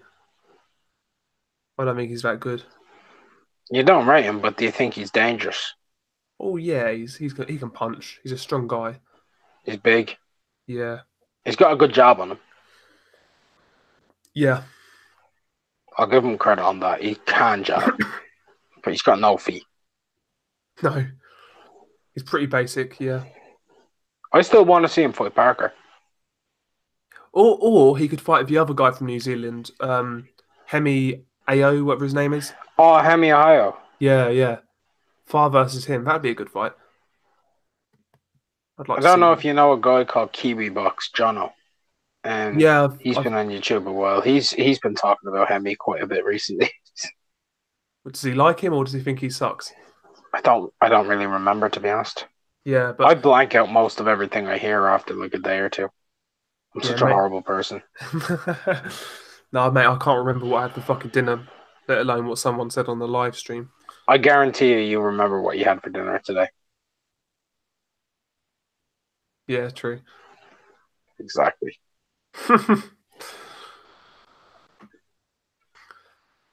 What's the I chat actually don't remember what I had for dinner. saying? Jesus. Holy fuck, what did I have for dinner? Oh yeah, that's right, I did. Fuck yeah. Proud of that.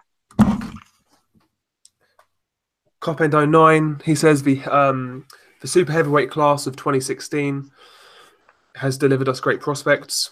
Yep, I agree. Hopefully Ivan Dichko can sort himself out. Yeah, he's not fought for a while, Ivan Dichko. He's not fought since like last summer. Ivan Dichko can box. He's a big lump as well. It's just his chin that I question. Parker versus Farr. Who wins? I'm going with Parker. Parker. He's the proven commodity. Yeah. Parker, you Parker do. versus Effie, who do you pick? You really doing this to me? Who do you pick? I would pick Parker out of respect. As in, he's the proven commodity. Yeah. I mean, even like I want to see I want to see a Jagber against a guy who does have a bit of ambition. Uh-huh. And yeah, but I do really rate. I rate FA anyway. I think he's the real deal. I think he'll go on to be the real deal. But yeah, I'll say that much. I would need to see FA fight somebody decent before picking him against Parker. I think that'd be overhyping him. Like, I still like Christian Hammer. Christian Hammer for like Hergovic, I think is a good fight. For FA, there's guys out there. I want to see FA fight somebody who can survive. To be honest, Can Parker survive? potentially, yeah, he can. He survived against AJ. Did AJ go on him? He didn't, but no, I think Parker's a tough guy. He's got a decent chin. I know he got dropped against White, but apart from that, he's shown a really good chin.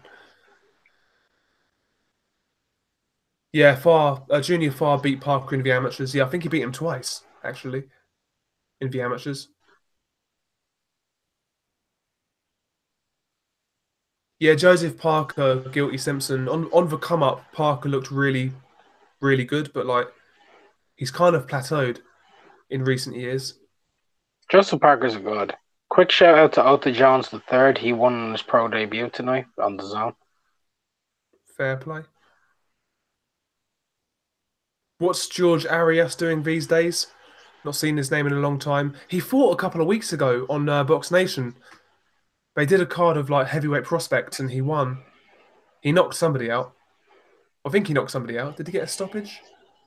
Yeah, I think he won by knockout.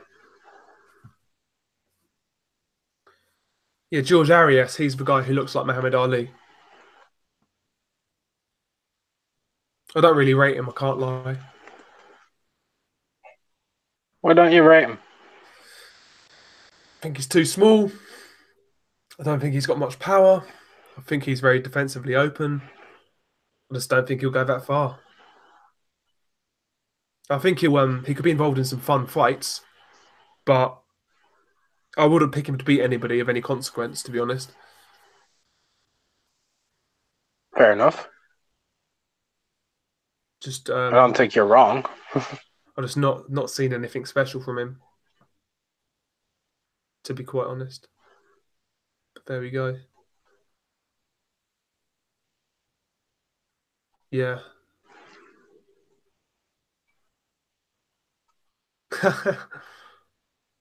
Yeah, Arias is the Afro guy, yeah.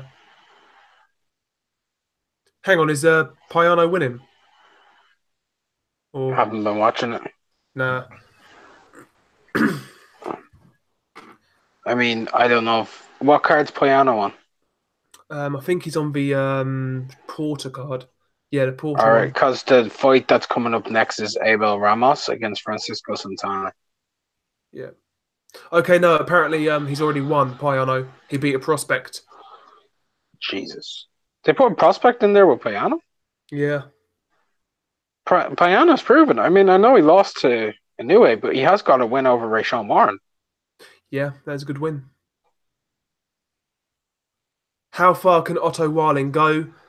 He's highly rated in the WBA. I think he's kind of hit his level. I think this is as far as he'll go. I'll tell you what, mate. Otto Wallen, he can beat up crap guys all day. Yeah. You put him against anybody like if you name a fighter, I'm pretty sure like in any of the rankings, like where's he ranked in the WBA right now? I don't know. I think he's number 5. Yeah, he's highly rated. Right. So number 10, right, up to number 4, right, is where I'm gonna go with this in the WBA. So 10 is Fujimoto. Can Wallen beat him? Yeah. Maybe. Yeah, I'd say so. Can he beat Povetkin? No. Can he beat Filip Pergovic? No. Can he beat Sergey Kuzmin? No. Can he beat Oscar Rivas? No. Can he beat Dillian White? No. So there's your answer. Yeah. Wait, let's go below that. Number 11. Can he beat Andy Ruiz? I would say no. Can he beat Michael Hunter? No. Can he beat Kovnatsky? No. Can he beat Bogdan Dino? Yeah. Competitive? Yeah, I agree. But no, you're right. He's like a low-level European fighter, I would say, Otto Warling. I mean, I wouldn't pick him to beat Caballel. Caballel would he would beat him, yeah.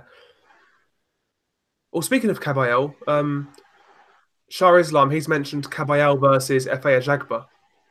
That'd be a good fight. I have no idea how that fight would go, to be honest, but I think Ajagba would win. We'd watch it, man. That'd be a great fight. I'd watch it. I'd be interested in it. I rate Caballel. I think he's a tremendous boxer. Yep. He beat Rudenko recently. Caballel. Beat Rudenko, and he's got that win over Chisora as well, where he schooled him. Yeah, I've not seen the Rudenko fight, but apparently Caballel hurt him, and that's no mean feat. No, it's not. Because, I mean, Povetkin, he went for distance with Povetkin, went for distance with Brown. I'll be honest, mate, I felt Rudenko beat Lucas Brown. I felt he won that fight. Me too. Yeah. Lucas Brown, man. Terrible. Terrible. Povetkin versus Michael Hunter on the horizon, apparently, according to Guilty Simpson. Good. That's interesting. Very good fight. Yeah, I love that one. Great fight. I like Michael Hunter. I would like to see him actually go back down to cruiserweight, to be honest. But, you know, he wants that heavyweight money. Fair enough. He's a good fighter, though. He'll fight anybody, Michael Hunter. And he's got a fucking good nickname as well. What's his nickname? Bounty Hunter. Oh my god. Like his dad, wasn't it? His dad was that's fucking I love that nickname. It's just I like it.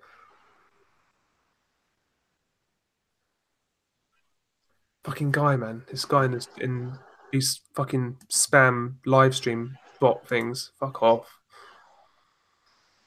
Oh. Where's he? That's just deleted the comment. Fair enough. But yeah, I like Michael Hunter. Good fighter.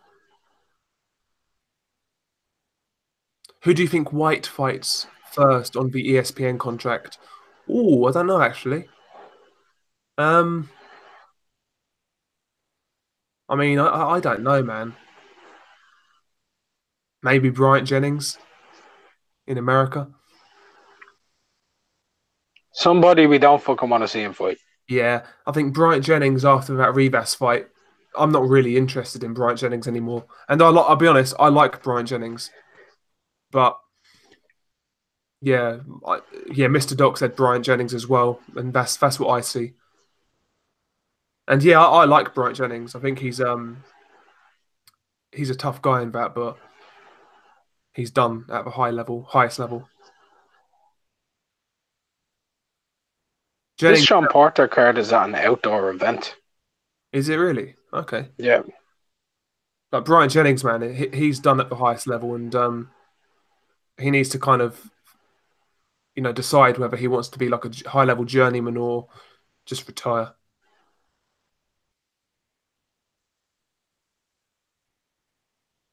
But yeah, you're right. I mean, Guilty Simpson, he says Jennings hasn't been the same since Ortiz. Yeah, Ortiz, that was his best performance. He looked great that night.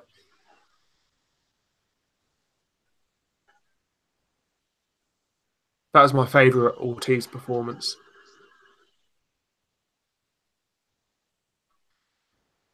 How would Oscar Rivas fare with Dillian White? That's a good fight. It's an interesting fight. I don't mind watching it, but I just don't care. I would be happy with that. I'd be pleasantly surprised if we got that. I mean, Oscar Rivas was losing to Bryant Jennings. He was, but he can punch. He can, but I think Dillian White can take his power. Yeah. No, it's a good fight. I would be. I'm just saying. I'm looking at it from the perspective of what I think we're going to get, and if we actually got White versus Rivas, I'd be happy. Because I think we're going to get White versus Jennings, and yeah, that's what I think we're going to get. But I think, you know, that's a good win though. Rivas against Jennings, you know, he got the knockout. Yeah, he got the knockout, he got the win. I mean, and it was a big step up in comparison to his previous competition. So, you know, he got the win. I felt when he was fresh, he was actually outboxing Jennings. It's when Jennings has got a good gas tank, whereas Rivas hasn't. And that's why Rivas kind of lost rounds as the fight went on. But when both guys were fresh, I felt Rivas looked for better boxers, to be honest. But that's just my opinion. Yeah, I like White versus Rivas. I don't think it's a bad fight at all.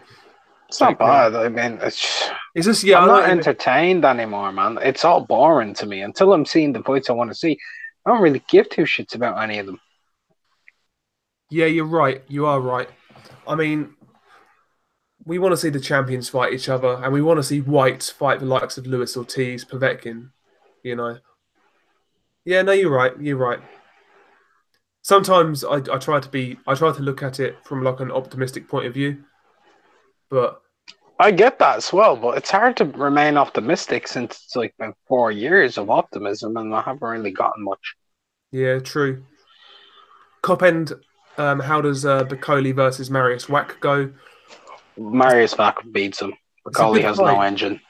That's what I was about to say. If Bacoli can kind of, be disciplined with his jab, be measured, not waste any energy, I think Bacoli should win because Wack is pretty basic. But if Bacoli tries to blow him out, then there's a good chance Wack stops him late on. Because Wack is a tough fucker. I'm surprised they're putting Bacoli in with Wack next after his loss. I'm surprised. But that's a good fight. I'm looking forward to that Bacoli versus Wack fight. See, Really? weirdly, yeah, no, genuinely, I'm not taking the piss. That fight has no significance to the heavyweight division right now, but I'm looking forward to it. Be a good fight. Mr. Doc, George Washington should fight Jennings if he's going to carry on. George Washington, for fuck's sake. I know full well Doc knows better than that. No, Do you know? I like calling him George Washington. I'm gonna steal that. Cannoli's my favourite. Whoever made that up.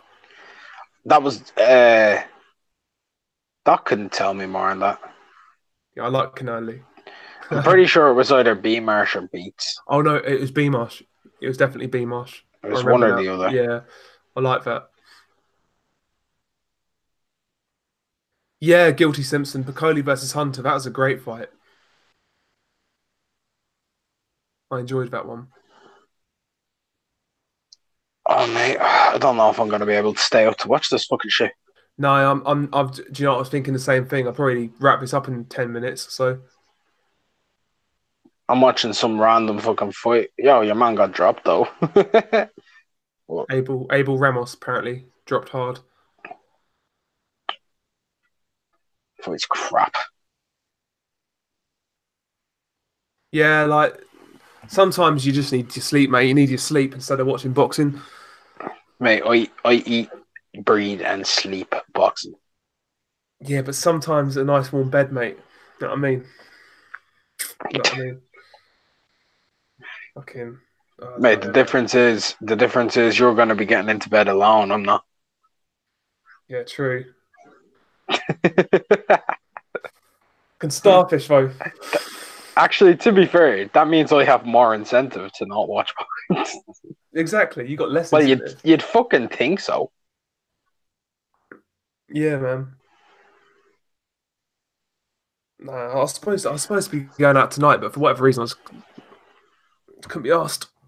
You know, sometimes it's like a weekend where I do fuck all. Sometimes I don't get many of them, so it's like a weekend where I just mong about and chill. Like just chill, do nothing. Sometimes you need those type of weekends.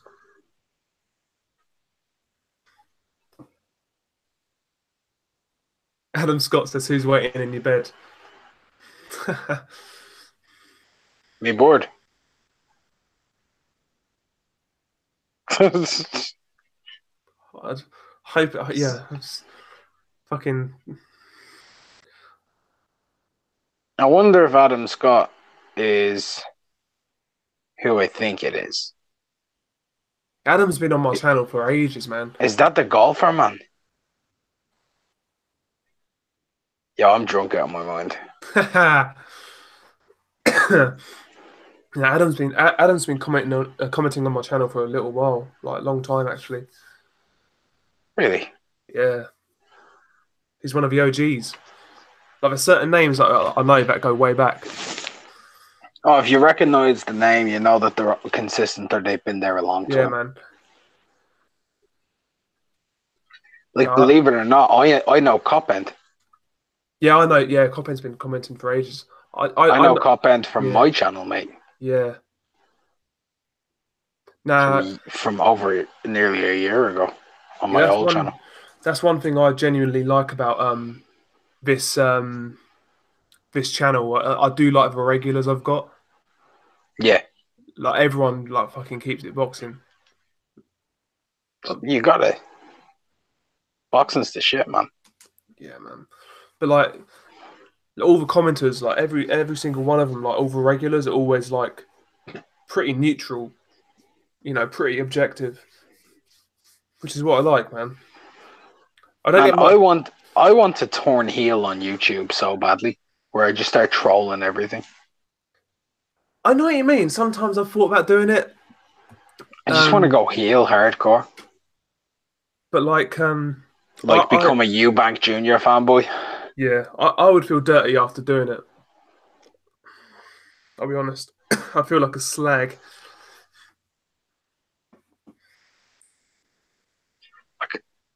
I don't get Jay Cleary. He's off his gaff. He's asked about my name like 5 times.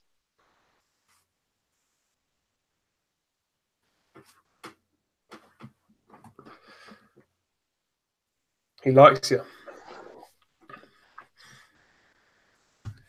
Are you gonna yeah your channel everyone in the chat needs to check it out.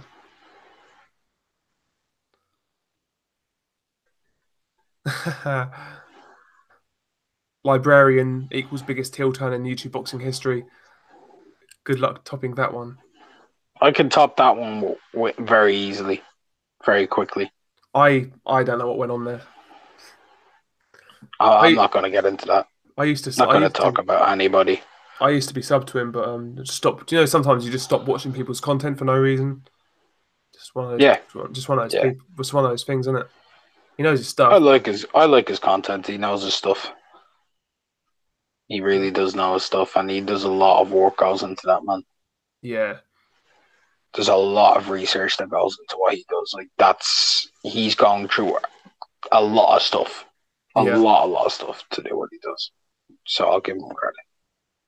Shah Islam. He says Shah Islam says there's too many biased channels on YouTube.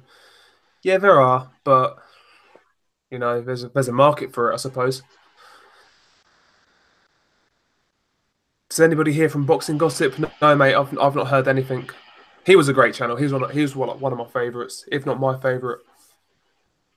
I like Boxing Gossip. I subbed to Boxing Gossip like from day one. Like it's a good channel.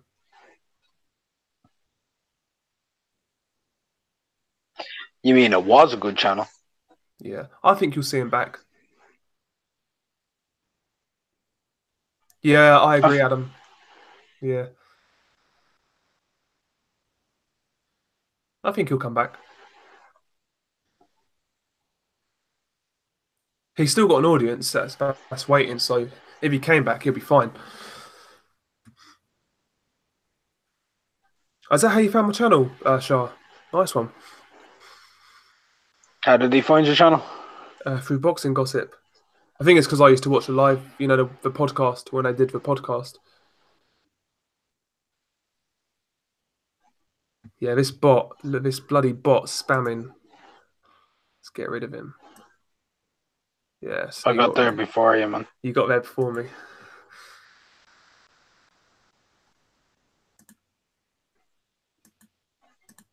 Yeah, I like Ultratech as well. Yeah, Ultratech's fine. His different perspective, but he's a funny guy, man.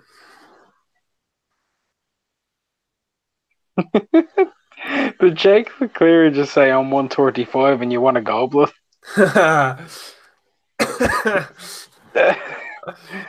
I'm about 100 pounds heavier than you.